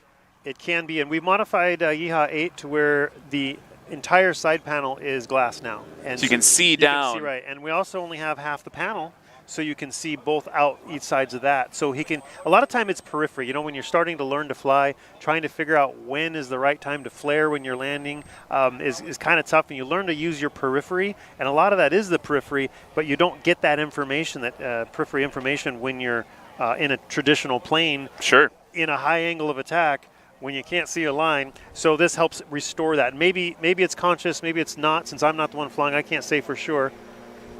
There. What's that, like 6 feet, 7 feet? Yeah, it's impressive.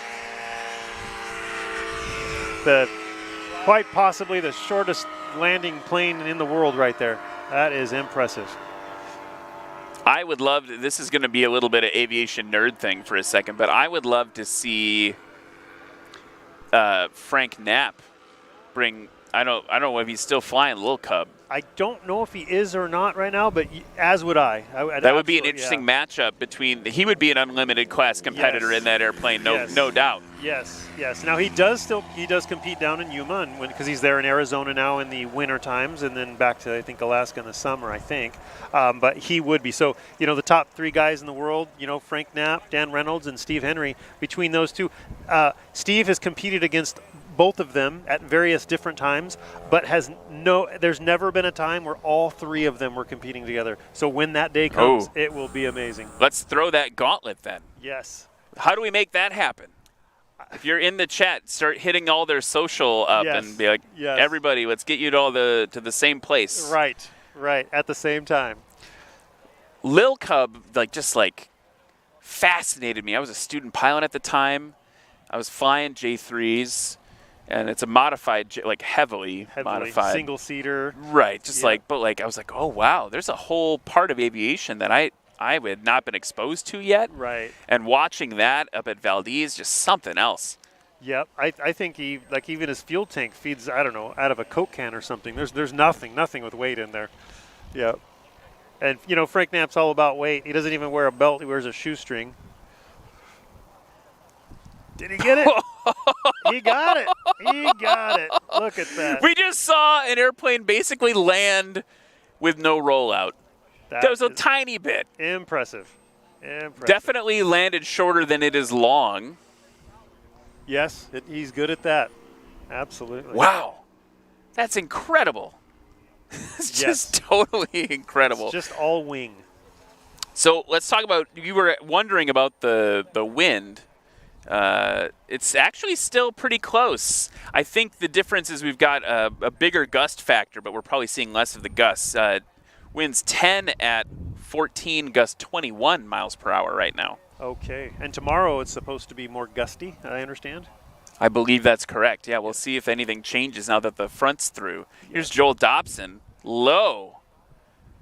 Just popping it on, scratching it. Just didn't time that right. So then it goes back to that, for instance, let's talk about the sight picture difference between Yeehaw 8 and a 170, a 170 or 180. There's nothing. Yeah, definitely. And you see, Jeff and Micah, Jeff Pohl, Micah Lindstrom are able to really make that work for them, but in that high angle of attack, and it's you just practice. And your periphery will pick up cues that you may not even realize you're picking up. After you're like, well, that worked and that worked. I don't know why it worked, but it worked. Your periphery picks up these cues, and eventually like, wait a second. There's this little triangle in the bottom corner of my window, and I can start to see my line come or my spot come. Right. And I figure out what I'm doing, and your brain just like with anything, your brain just starts registering it and starts working. Practice. That sight picture thing, so interesting. I don't think people understand how much of flying is just calibrating your eyeballs to the aircraft you're in, and then that to the world around you. When I was doing J3 Cub flying, one of the really interesting things was that once I got used to it, I could consistently nail, 45, 50 mile an hour climb, or I guess 60. Yeah, climbs at 60, stalls at 40. Everything is either 60 or 40. Right. In a J3. So climbing out at 60 could literally just nail that every time by just knowing where the horizon met that little V in where the top of the glare shield met the sides of the fuselage. You'd be like, okay, it's 2 fingers for me.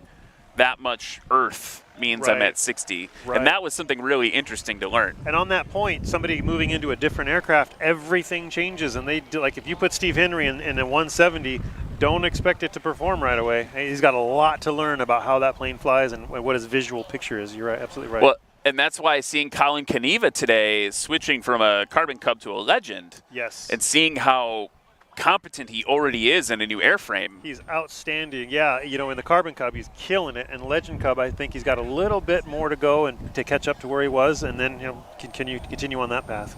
Absolutely. Sure. Yeah. It looks like we are all wrapped up for practice here at Jennings, Louisiana for Swamp STOL. We're going to be moving over to some of the festivities for the pilots and everything, but going to be really exciting tomorrow for Swap STOL 3 and see how everything works here for National STOL. Thank you so much. If you've been watching in the chat and interacting with us, I'm pointing at a camera. You're over here. Oh, yes. Thank you. Yeah, thank you over here for watching and sending the questions. Make sure to tune in tomorrow. Keep an eye on the National STOL social channels to make sure you know when we're going to be broadcasting, but should be tomorrow morning. We'll get everything kicked off. We'd love to see you in the chat. We'd love to chat, ask your questions, all that stuff. It's been just a wild ride. Hey, thanks for hopping in. Hey, I learned a lot. My pleasure. It's very cool, Anytime. and I got some secrets. I'm learning right. secrets over here. But so thank you, everybody. Again, tune in tomorrow for the actual competition. We saw a really exciting practice here, and I'm excited to see how that translates into tomorrow. Hopefully the conditions won't be too different. That was I think the big factor. So everyone, thank you so much. We'll see you tomorrow. Swamp STOL, let's get it. STOL freaks. I'm John Mickey from Albuquerque, New Mexico, flying a 1953 Cessna 180. Got the Norland conversion on the engine. Fairly rare mod, helps a lot. MT prop is wonderful.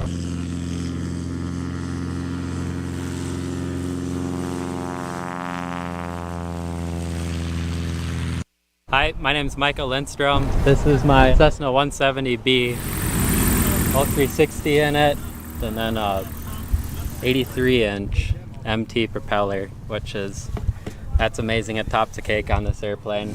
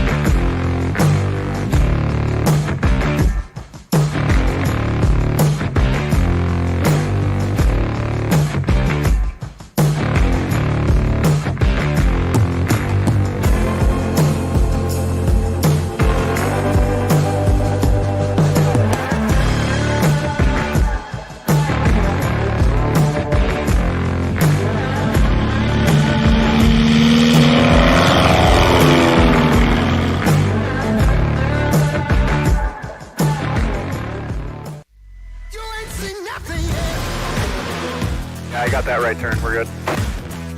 Let's meet up at the compound group up. At 10-4.